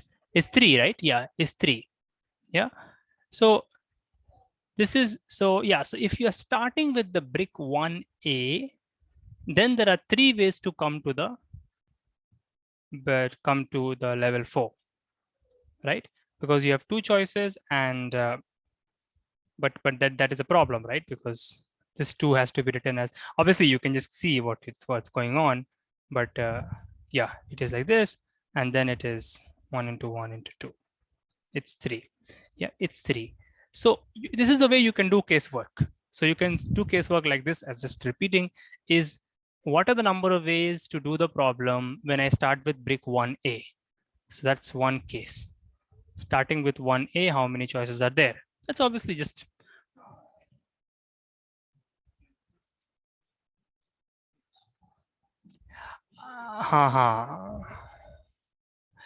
but they see the last one is slightly different. Yeah, the situation is different. Yes, yes, yes, yes, yes. A similar method will work for all the bricks, and you can do this problem like this one by one, right? So even for 1D, you have 2 choices. Right? Or we can just write the paths. Yeah, is this like this, and this is the only one if you take this route, or you can take this, or you can, no, there are 4 ways. Yeah, yeah. So there are 4 ways here. If you have 1D, if you start with 1D, then you get 4 ways. And here, I think we had got 3, or you can check if it's wrong. It could be 4 or 3, but it's different. You can't just say by symmetry. It's the same. And then like this, you can just do the problem. So in this way, dot, dot, dot, the problem will be done. Not a big matter. You would get the right answer, hopefully. Okay. You will see that if you're starting with the center brick, it's much easier. Okay. So just work out the details and complete the problem. It is a very simple question, but if you just, yeah. But this is not the best way to do the problem. There is a slight certain alternative ways. Yes, yes.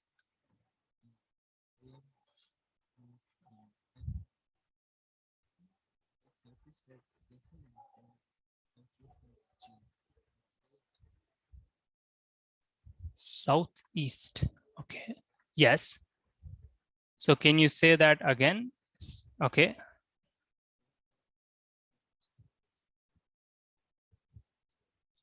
So southeast, let's just call it SE.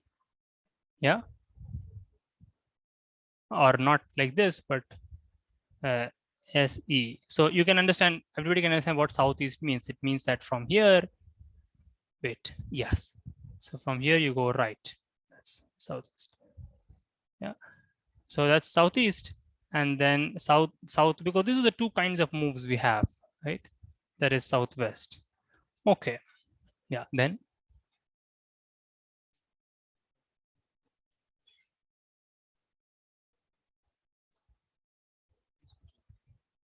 Hmm.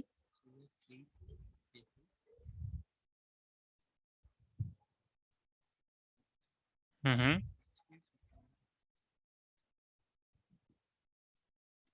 For each case. So sorry. So can you say that? Okay.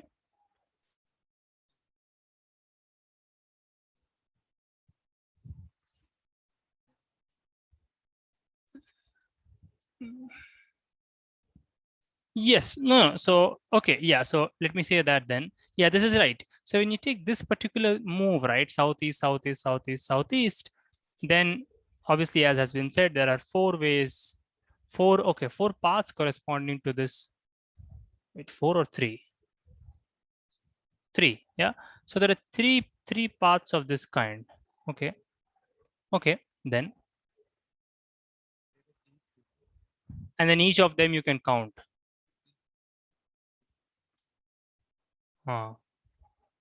Okay, okay. Yeah, so okay, so then that's certainly a method. Yeah, so you can just divide it like this, and then you can do it. Yeah, because you can understand, right? There will be only certain kinds of paths, and for each kind you can count. So this is again a neat way to divide the problem. Okay, so see, this casework problems is all about how you split up the problem. Okay, how you split up. If you want to do it like this, then it depends on how you split up the problem. So this is certainly another interesting way. Okay, another way, slightly another way which I have in mind, which you guys can also try, is that you use some kind of symmetry. So I would be say like, you say from 1A and this is 4A, right? So the number of ways to, hold on once again. So wait a minute, what was I, wait. So the number of ways to go from 1A to 4A, and there is 1D to 4D. No, but there is, so I was thinking of some, okay, so the problem is a little incomplete. That's why it should be, this one should be like this, right? Yeah, this one should be like this, because just to make it complete. If it's not, then also it's okay, but this was actually what the question was, I think. Yeah, 4D or 4E rather. Yeah, just a slightly different way to split this, which you could use to exploit symmetry, because a lot of caseworks, a lot of different cases you'll see will have the same answer, and you can discover them like this. So see, the number of ways, the number of ways to go from 1A to 4A, right? This is the same as the number of ways to go from, this will be the same as the number of ways to go from 4E to 1E, which is the same as the number of ways to go from 1E to 4E, right? But you see, this brick is exactly like this brick. Their situations are exactly the same. Do you agree? Yeah, it is just this outward protruding brick. This is also an outward protruding brick. And similarly, this and this are exactly the same. Okay, so you can exploit this kind of symmetry. So you do not have to count all this. So this would be based on 1A to 4A, 1A to 4B, how many paths, and then 1A to 4C, there is no path. Then from 1B to 4A, 1B to 4B, you can split it like this into like 10 cases maybe, but half of them would have the same answer. Once again, just the same way, right? From 1B to 4A would be the same as from 4D to 1E. Same answer, and that's so it will be same as 1e to 4d. So you can split it up like this also. So you see there are several ways to do this problem. So you can just try them out and do it. Okay. Yes. Yes. Yes. Sure. Yes. Okay. Label them. Okay.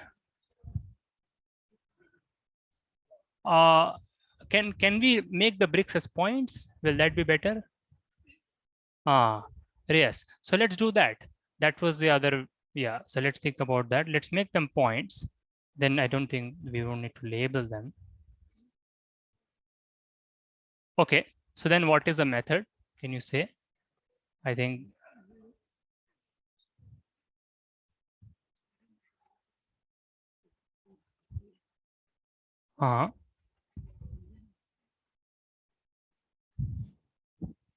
If you are where.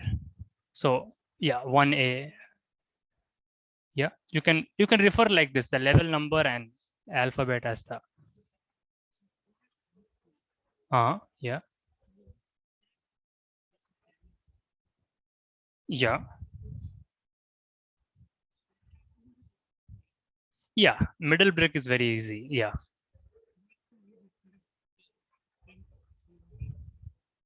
Yes. No. Is that right? Because then you would. Yes, that's right. One. No. Yes. Yeah. So 1D is also simple because you have, because yeah, this you will also realize when you do the casework. Yes.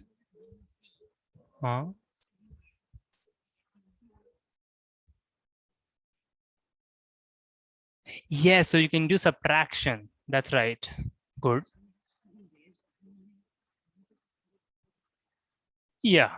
So you see, this is another, because so this is the idea that most of the, as you say, most of the things are easy, and only this you would also realize when you do the casework, as you know, see. But yeah, this is also because most of them would give right, and this is just one less. So you just maybe add an imaginary brick and then you subtract or something if needed. Yeah, this works. Okay, but slightly. So I think yeah. So the point.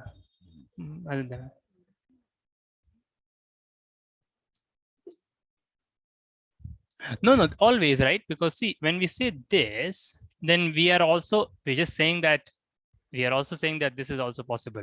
When we are accounting for that, right? We are saying that from here you have two choices, as you were saying in the beginning, two choices, and then here two for each, and then two for each, right? Two into two like that. So you see, you'll get always, right? Yeah, just yeah. So you see, we have several different ways to do this question, but there is one more way which I had discussed in level 1 for a different kind of problem. But let's just see that. That is a very powerful method. It's used in recurrence techniques and dynamic programming later on, so on. Is look at it like a grade. Okay. Again, we do not need to. Well, we don't need to. We can just say this. See, how many ways are there to get here? To this blue brick? There are two ways. Just write the number of ways to get there in that brick. Okay, two. And then how many ways are there to get here? Two. So I'm not making it like a grid of lattice and so on. Just you see here also, it is just that idea of constant updating, right? And then here, how many ways are here to get here? Obviously, you can get from here or from here. So just write two, simple, and then two, and this is one. Okay, and now you know how to fill the later ones, right? How many ways are there to get to this brick?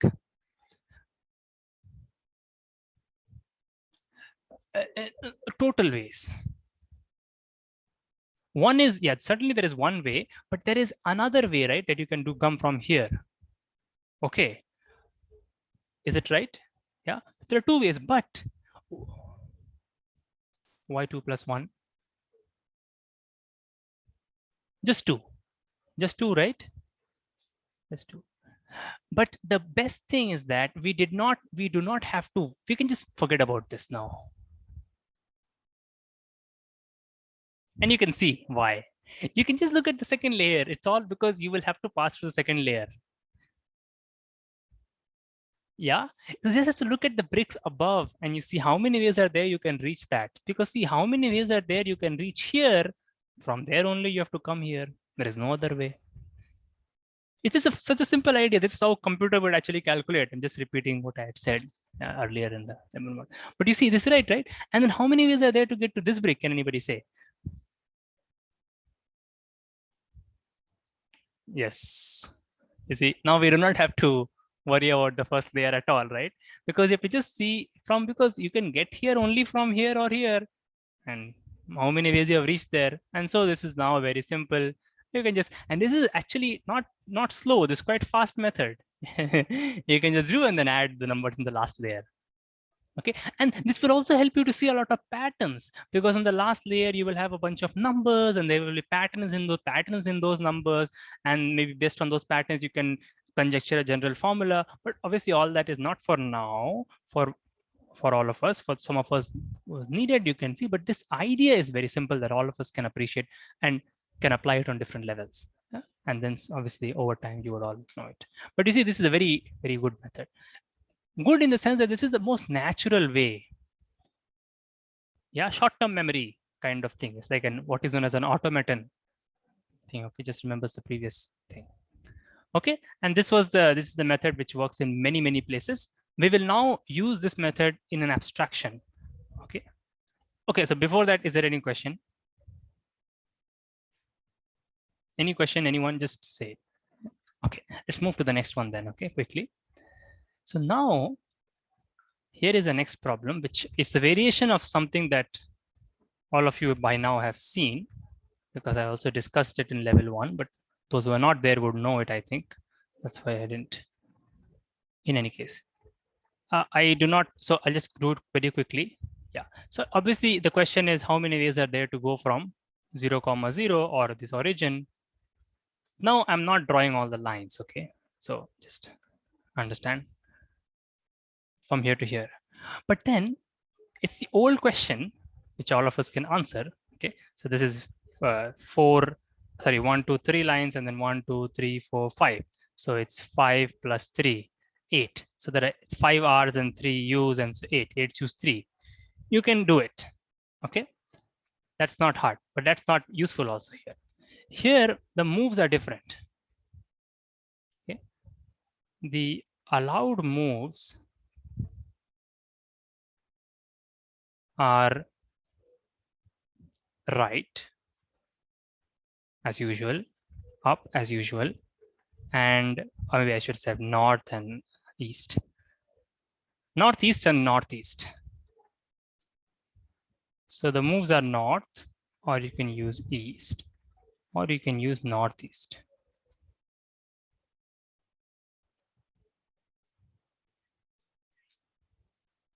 Yes, that's exactly what I mean. Yeah, northeast means only one jump to the rest. Now this is also allowed.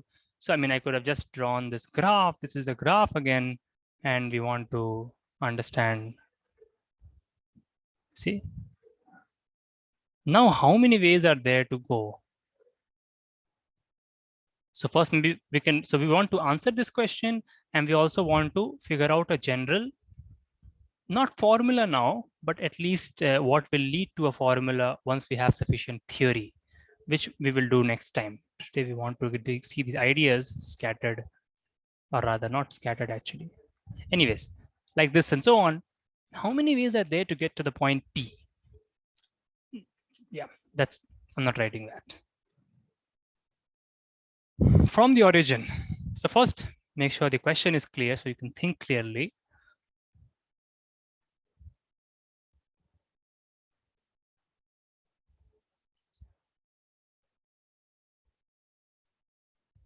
And so on, everywhere in between.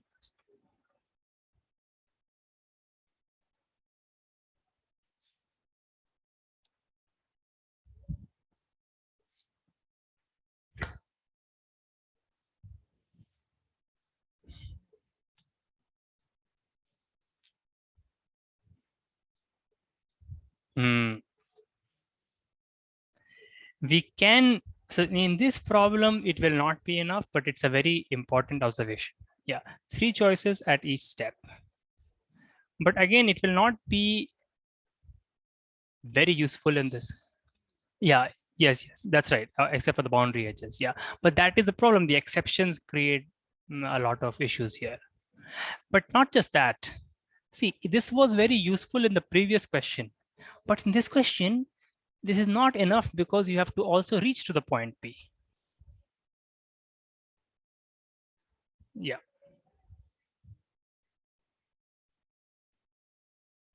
Yes, three right moves. Okay.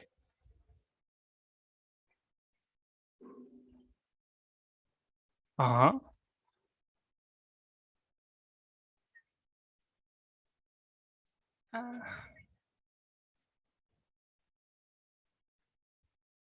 Yes, but if you make three right moves and five up moves, then that means zero diagonal moves, right? I mean, if you make three right moves and five up moves, then there are no diagonal moves. Does everybody agree with this? Because once you make them, you are there. There's no diagonal moves, no scope for diagonal moves. Okay, so you can do casework on this. Again, you can do casework based on how many diagonal moves you want, and then how many up moves and how many right moves. Okay, so I will just say casework on, and see case, just the word casework is not enough here. How you divide the problem is really important. Casework on, I would say number of diagonal moves is the right way. Okay, number of diagonal moves. Why? Because the diagonal moves are pretty free, and because once you fix the diagonal moves, the other moves are determined. Is that right? Yeah. So there was zero diagonal moves, then you need to make three right moves and five up moves, and you can do this problem just in the good old way, right? Now, if there is one diagonal move, I'll just say one D move. Oh no, why am I saying that? I should just say northeast, right? Yeah, so let me not, sorry, confuse the thing. Or no, I will not say northeast, I'll say right and right up and diagonal. Sorry, R, U and diagonal. That's better. So if you make one diagonal, so then can anybody say if you make one diagonal move, then how many up moves and R moves you have to make?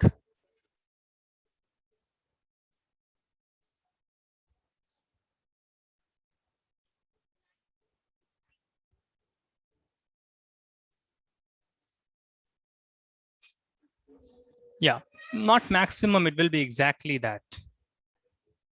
It will be exactly that, right? Is that correct?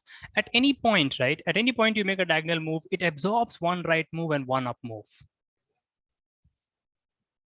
Yes.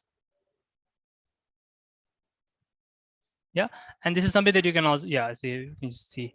So it's very simple. And now you can just do the casework. So see, just doing this kind of casework is important. Otherwise, there will be a lot of redundant cases, maybe a lot of impossible cases.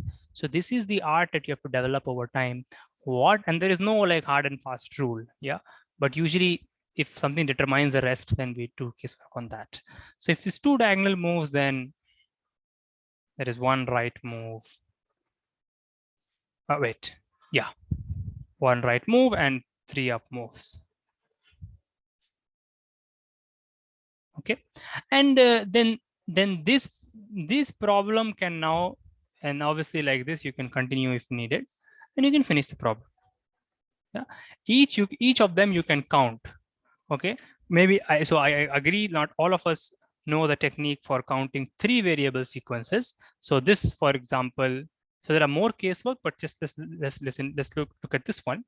If there are two diagonal moves and you're looking at D's and you're looking at one R and you're looking at three U's. So what we saw, what I assume what for my perspective, all of you know is if there are two variables, right? At one R and three U's, you can do the problem. Yeah. But when there are three variables, then how you do the problem, think about it. Some of you will be able to do it. But for the others, I will discuss this in level 1 next time. Okay. But then this is certainly a way to do it. Make this casework and then do the problem like this. Okay, what kind of casework you move is important. How you adjust the paths is important, and then it reduces this counting problem. you add the answers, you get it. But is there a, yes?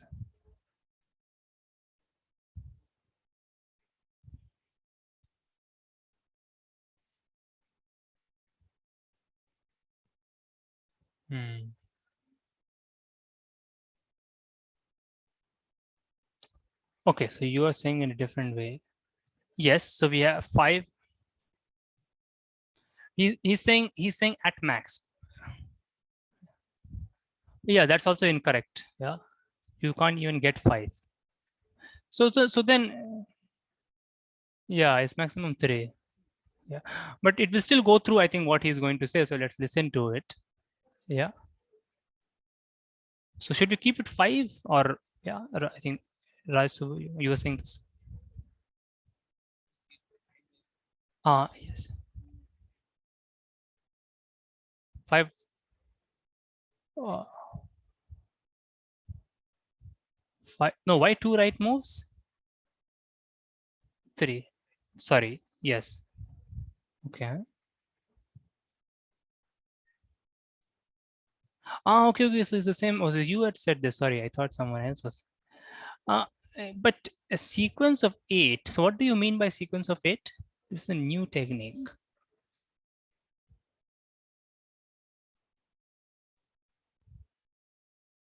Oh, no. But not every 8 you choose will work. Right. That is the problem. Yeah, you understand it. Yeah.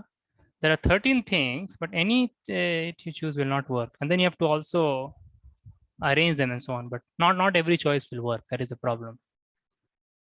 Because this is the thing. This is a specificness of this question is why. Yeah. This is, yeah. Okay. But now can we think about a different way to do this problem, which will lead to a very, so you see the kind of answer you would get when you do this method, right, is, maybe in the first one you will have something like 8 factorial, 3 factorial, 5 factorial, just saying this 4 to 6 7, you get 7 factorial. So this is something I'll prove for those who don't know next time. But I'm trying to say that you'll have something like this. It will be a summation of these binomials and what is known as multinomial coefficients, right? And you want to add them and you want to see how to get. So the answer, no, not Taylor expansion, at least. It is in some very far-fetched way, but not, no, because this is a very finite discrete summation. Yeah, finite summation. But you see, this will add up to something like a power of some number. That is the form in which these answers come. Okay, some of you who have done binomial coefficients would know. Okay, but I'll not say more on that. It's get pretty vague. Okay, let's actually, so let's actually try to think of a method that will directly give us that power answer in the power form. We can use reconciliation that is the same, or I'll say I'll introduce it from the concept that we did earlier, is a dynamic update, right? And it's the same thing as a recurrence, obviously. Yeah. So yes, absolutely. We will be doing it by recurrences. If you want to call it, that's what you should call it actually. Yes. So you see, yes, the point is that, so when you are at this, so this point will now we have to give a name to this. Okay. So I'll just use the name. So number of, let's say, so see, if you just, so if you want to do this problem really fast, the best way to again do it is by dynamic update, right? You just write it, this is 1 and this is 1, and then this becomes 3, not 2. Again, you have to add this, and from here also then 1 extra. Yeah. So I'm just mentioning this. So there's 1, and to get here, you now have 3 plus 1 plus 1. So instead of adding only those two to the left and below, we have to also add the one in southwest, right? Because of the nature of the moves. Yeah. So you see, this is just extension. So I'm trying to present this recurrence and such as an extension of this. We will be using this a lot in all sorts of ways. So it's important to understand this. 3, 1, and 1, because not all the time the recurrence will be useful. The recurrence might be unsolvable. The recurrence, because if some algorithmic questions like prove that this process stops in this many ways, or prove that something, then maybe some invariant, and those, then this seeing it like this might be more useful, okay, to get a sense of it. But in any case, 3 to 5, and in this way you can keep updating. So I think all of you understand, right? Please work this out, or just fill it up for practice if you want to. We'll practice more variations of this in level 1 next time. Level 2 will not practice. We'll just move to other harder problems. Okay. So this is how it goes, and so you can fill it up. But the basic essence is that the number of ways to get to a point is this plus this plus this, and that's what I'm just going to write in a language that is, for which we have for which mathematicians have thought about a long time. So we have some formulas and such for those things. Okay, so yeah, so let's say that number of, so it's just the extension of the idea. Let's say that the number of ways to get to, yeah. So here I will say, I'll say the coordinate of this point, and that is just the number of rights and ups. Okay, so here this is 1, 2, 3. So number of ways to get to P. Okay, P is 3, 5. 3, 5 is just 3 steps and 5 steps up. Number of ways to get to 3, this thing is, you can call it anything. You can call it A of, so we just keep calling it something, just like we had call and choose 3 for something, just calling, giving it a name, and then doing arithmetic on that name and so on, is A of 3, 5. Okay, and so similarly, number of ways to get to a point, general, actually, M, N. Yeah, so just, this is now simple for most of us, I think. So this, get to this is this, but also you should be writing it like this so that, you write things very clearly, is A of M, N, right? If this is the number of ways to get to this point, then A of M, N, the number of ways to get there, is equal to the number of ways to get to this one. So if you replace this P by M, N, so just going a little fast, just going a little right speed, M, N, and then we have M minus 1, N, and then we have M minus 1, N minus 1, and we have M of, right? And you can understand, if you want to get to M, N, this is what exactly we have been doing, right? It's just see how many ways you can go to this, or how many ways you can get to this, and just add this with how many ways you can get to this. This is your recurrence. That, and this way you can put this in a computer and this calculate that. It's very, if you want to write it, you have to write it like this, right? Now the question comes, can you use this recurrence to actually get an answer, to actually get a formula, meaning that can you write, so can you write A of M, N as a function of M and N? Okay, we will not explore those things in this class now. We'll do it later because they are not of immediate importance, and also it will involve some pretty heavy algebraic tools, which we'll see later. Okay, just 1 minute, 1 second, I'll plug in my charger. So this is the thing. So it all starts with a simple idea of updating it at every step, and then it leads to recurrences. Okay. And this is the best, I think this is, I don't know if there is any bijective way to do this problem. Okay, but we will soon discuss several themes. Okay, yeah. Bijective means that, so this is the problem whose answer we do not know. Okay, we're just calling it A of M, N, let's say. We do not have a formula.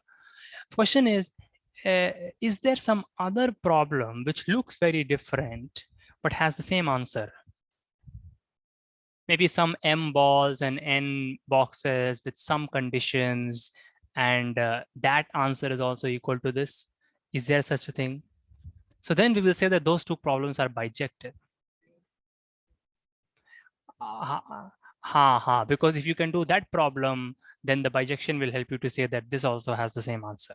Okay, bijections are very powerful sometimes, but I don't, so my point was that I do not know that if this is bijective with anything which can be found, whose answer can be found out, or even if it is budget. But this is a very standard recurrence in some sense. But yeah, let's get going with actual stuff more than.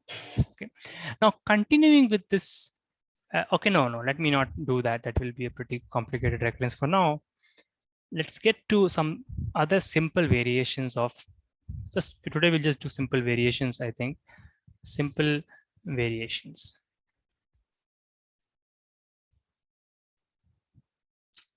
So what could I do? Yes.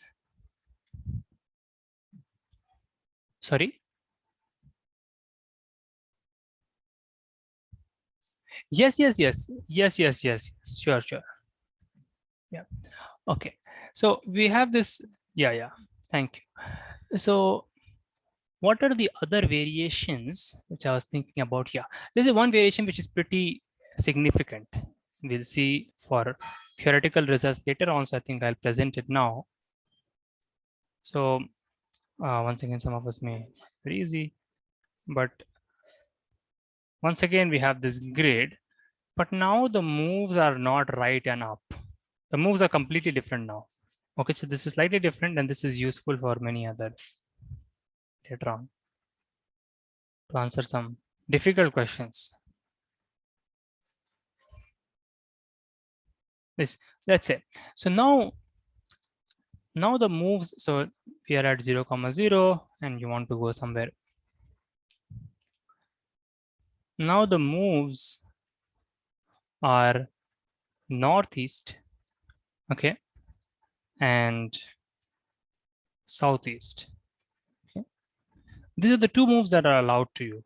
Okay, and the question is find the number of, now I'll just state it directly, number of ways to go from 0, 0 to m, n. Yeah, now let us try to figure out a way to do this. So m, n could be somewhere here, and we are looking at paths of this nature only. So if you want to get here, you have to do this now. Something like that.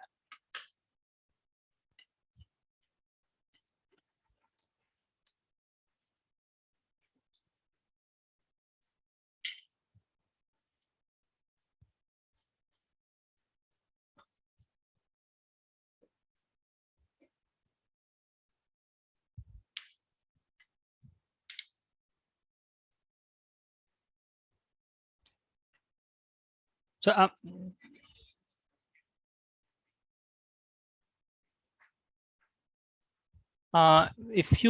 if you're going to do that by 45, turn like how, in clockwise or anti-clockwise?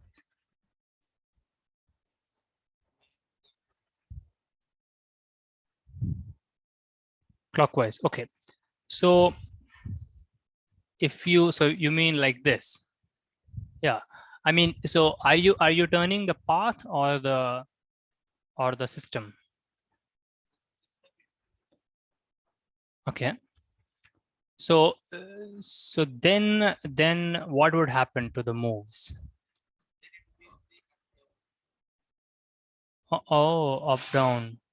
No, but that would be up and left.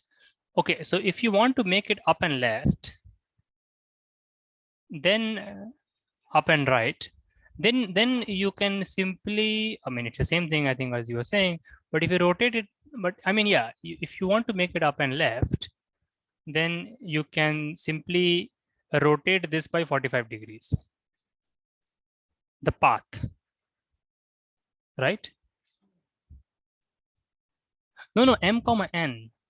So, okay, for this particular m, n, I do not know. We can work it out. I think something like that. If you have found it out, it should be something like that. Yes, it seems like, right? Yeah, you can go here and then here, 3 and maybe one more which you must have found out some way. I'm getting 3. In any case, yeah. So that is okay. But if you want a general answer, that's the thing. So if you, so what I'll say, what I will do is I'll just rotate the path. I will rotate this path by, oh, but just rotation is not going to work. Oh, what exactly do you want to do? Because we just rotate now, it will not work because this is a little big, right? So the point is that you, given a northeast move, right? Just rotating will just make it a little, right? Given a northeast move, you want to make a, let me just do one. No, let's just keep it here. Yes, yeah.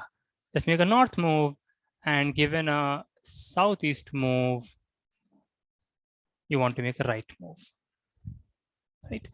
So if you're going to do this, then for example, then what happens to this path is very clear. This path becomes, correspondence becomes like this. Just rotation will not work, but we understand even what we meant by rotation, but here it's much easier. This particular path will become this, okay? So then where does m comma n go? That is a question that we need to answer.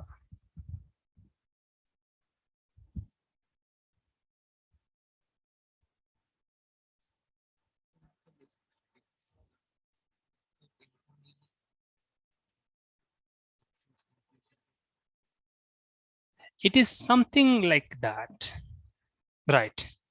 You are right. It is something like that. But just to, if you want to just do it like this for a second, then where is it that you're going to reach? Yeah, you're right. We do not need to rotate it, but I think you can get the answer as you have got something like that. But there are some exceptions which we'll see. So then where would all this go?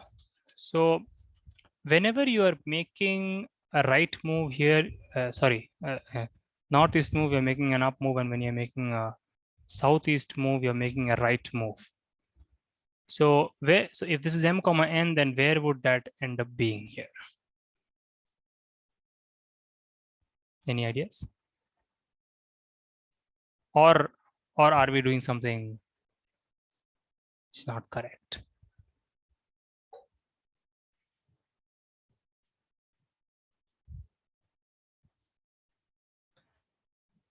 No. So I'm not exactly turning it up. I'm just saying that if you have a path from 0, 0 to m comma n, then for every northeast move, I'm transforming, for every northeast move, I'm considering a north move. Okay, so just,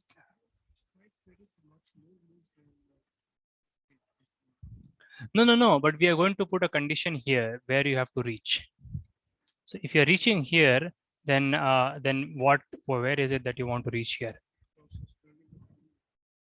Yes, the process obviously terminates and we want to reach here only. Yeah, so let's do it. Yeah, so if you have m plus, if you have m comma n, then what is the total number of northeast and southeast moves? Yeah, because we'll need that to actually figure out where you want to go. So the total number of northeast and southeast moves is m. Is that okay?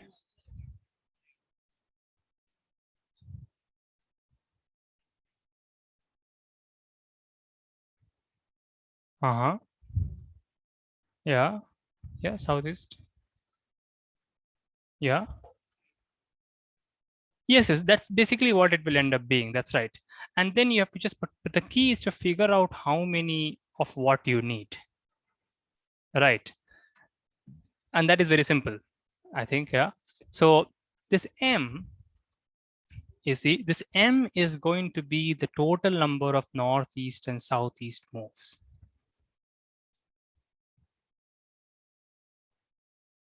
Is it okay? Yeah. This m, because every time you make a northeast or a southeast move, you are moving one coordinate to the right. And so that's what the m will be. And this n is basically how you can go will be the difference between how many times you've gone north and south, right? And so the place that you will end up here will be m plus n by 2 and m minus n by 2. Is it okay?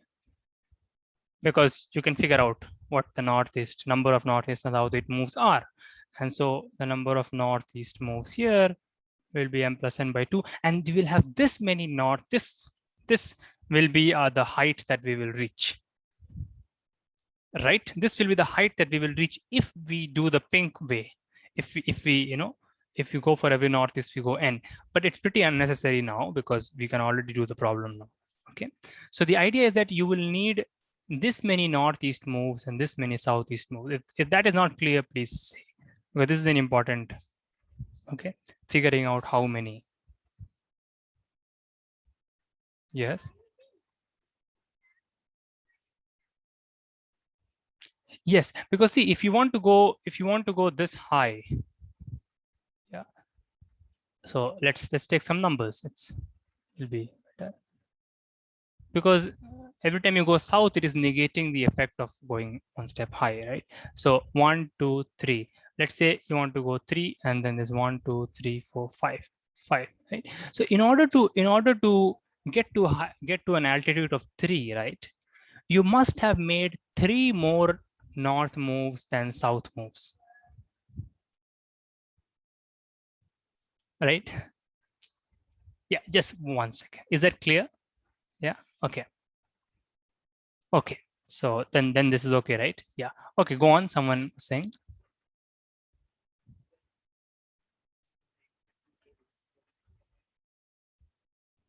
Yes, then the answer will be 0.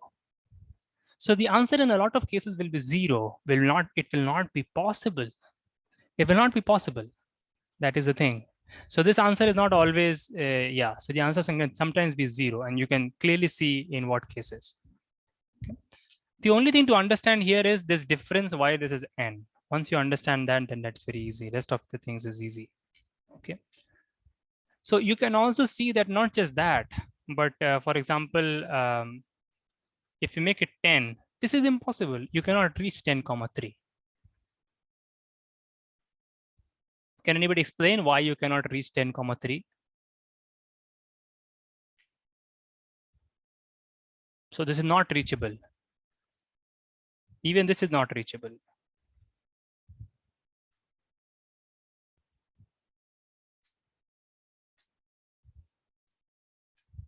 Yeah. So you see, it is not reachable simply because this will not be an integer. You can say it like that. This will not be an integer, but yeah, that's one way to say it. Yeah. Okay.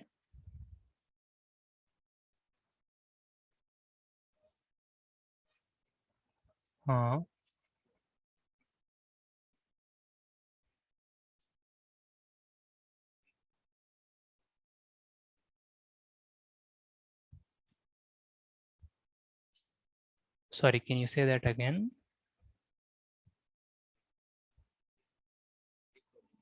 Yes.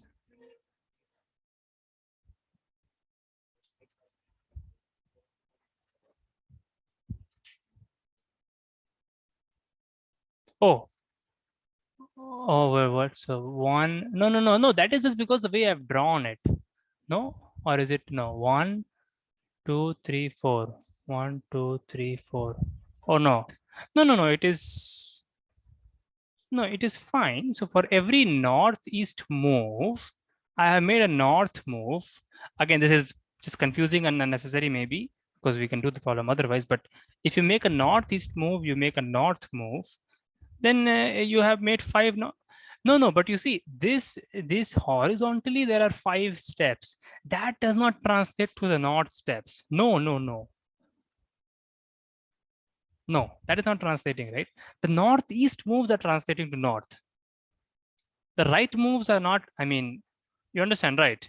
The number of things here is not translating here. No.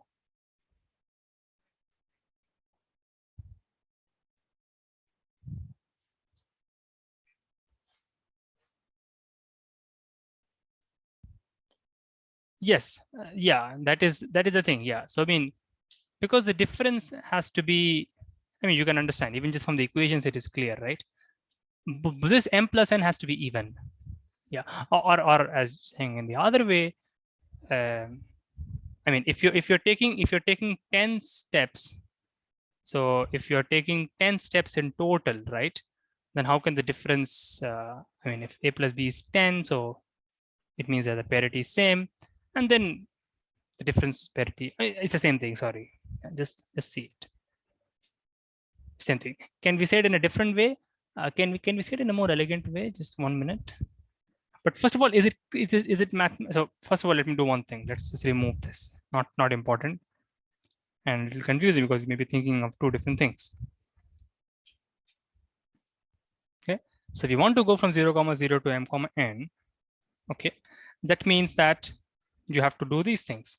Yeah. Because if you want to go m steps to the right, m, then because every northeast and every southeast moves because both have east in them, that vector takes you one step, one unit vector to the right, one step to the right. So that's why the total sum should not be more, should be exactly m, right? And this difference should be n because that will be the net effect of how high you can go. Sorry. Okay. So those two things are okay. Right. And then you get that you must have this many north moves and this many northeast and this many southeast moves. Okay. And that basically suggesting that m and n should have the same parity. Okay, because the sum has to be a certain number and the difference has to be a certain other number or rather, yeah. So they should have the same parity and so on. Okay. So that's why a lot of things will not be reachable. Okay. That will also be clear from the answer. So what should be the answer in this case? You see, this will again just be a sequence of northeast, and so this will again just lead to, yeah, and more than that, you can do this in any order, right? All you need is m plus n by 2 northeast moves. So we need m plus n by 2 northeast moves. Okay, and m minus n by 2 southeast moves in any order. So this is just like the problems earlier, right moves and up moves and things like that, right? Just like that. Just try to answer this. It's just very straightforward. Okay. So it's just a similar kind of question that we had, right? Some number of r, some number of u's. It is just some other variables, but it's the same thing. Okay. So this was one variation that I wanted to do. Yeah. Yes, number of ways to arrange this, right? And just like earlier, this would become the sum of the total number of variables, right? Choose the number of variables of one kind. Right? Just imagine if this was A and this was B, right? Then it just be A plus B choose A, right? Because you have to just from A plus B places, you have to choose A places in which you're going to put northeast. So it is just a choose thing which we had seen earlier. Yeah. Because this is northeast or north now or this whatever. Now it doesn't matter. Now it doesn't matter. It's just ones and zeros also you can place. Okay. So this is the thing. This is the variation. Now there are several other problems of this nature. Okay. So the next time we will be focusing, maybe we'll just continue. I think it's going good, right? We can just do a few more. I'll just give a few more variations for homework, and then we will discuss a few more variations. But now we'll go faster with the variations because now we are getting a hang of these things. And then we'll discuss some theoretical results in this line and branch off to recurrence relations and so on, and come back and apply them again. Okay. And also we'll do some, again, first half an hour, we will do some ad hoc problems which cannot be done directly by formulas. Okay, so we will also discuss them, which are related to walks and so on. There are contest problems like that, which we'll try, and some will come for homework. I'll also share the problem set that I made previously for level 1. Everybody can try it. It's good. Yes, so I think I'll